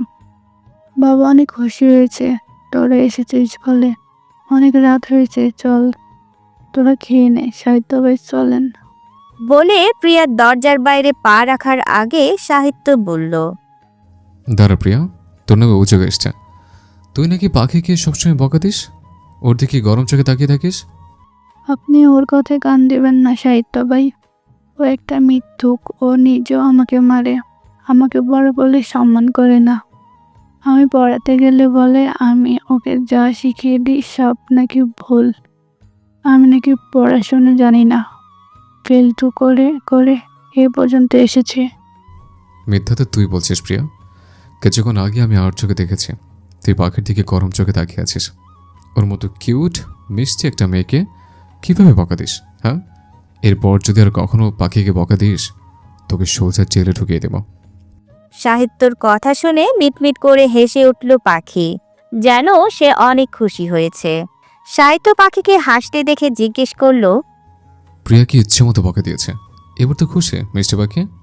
হ্যাঁ অনেক। তাহলে এবার চলো আমরা ডিনার করে আসি। হ্যাঁ চলো, কিন্তু শিখা আপু তো ঘুমিয়ে পড়েছে। আপু কি রাতে খাবে না? সাহিত্য শিখার দিকে তাকিয়ে দেখে সত্যি সত্যি শিখা ঘুমিয়ে পড়েছে। কপালে হাতে বেশ খানিকটা কেটে গিয়ে রক্ত জমাট বেঁধে কালো হয়ে রয়েছে। শিখাকে এই অবস্থায় দেখে শিক্ষার প্রতি সাহিত্যর কেমন যেন মায়া মায়া অনুভব হয়। তার নিজের বোনের জন্য আজ শিখার এই অবস্থা।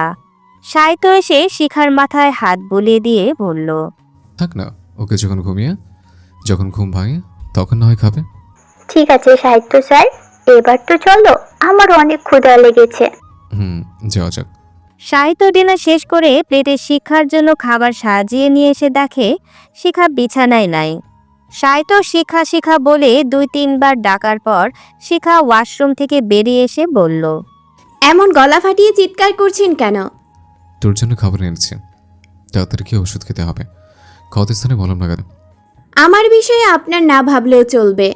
সাহিত্য রেগে গিয়ে শিখার 2 বাহু চেপে ধরে বলল, কিছু না বলে বলে তোর অনেক বার বেড়েছে শিক্ষা। Don't crow so fur.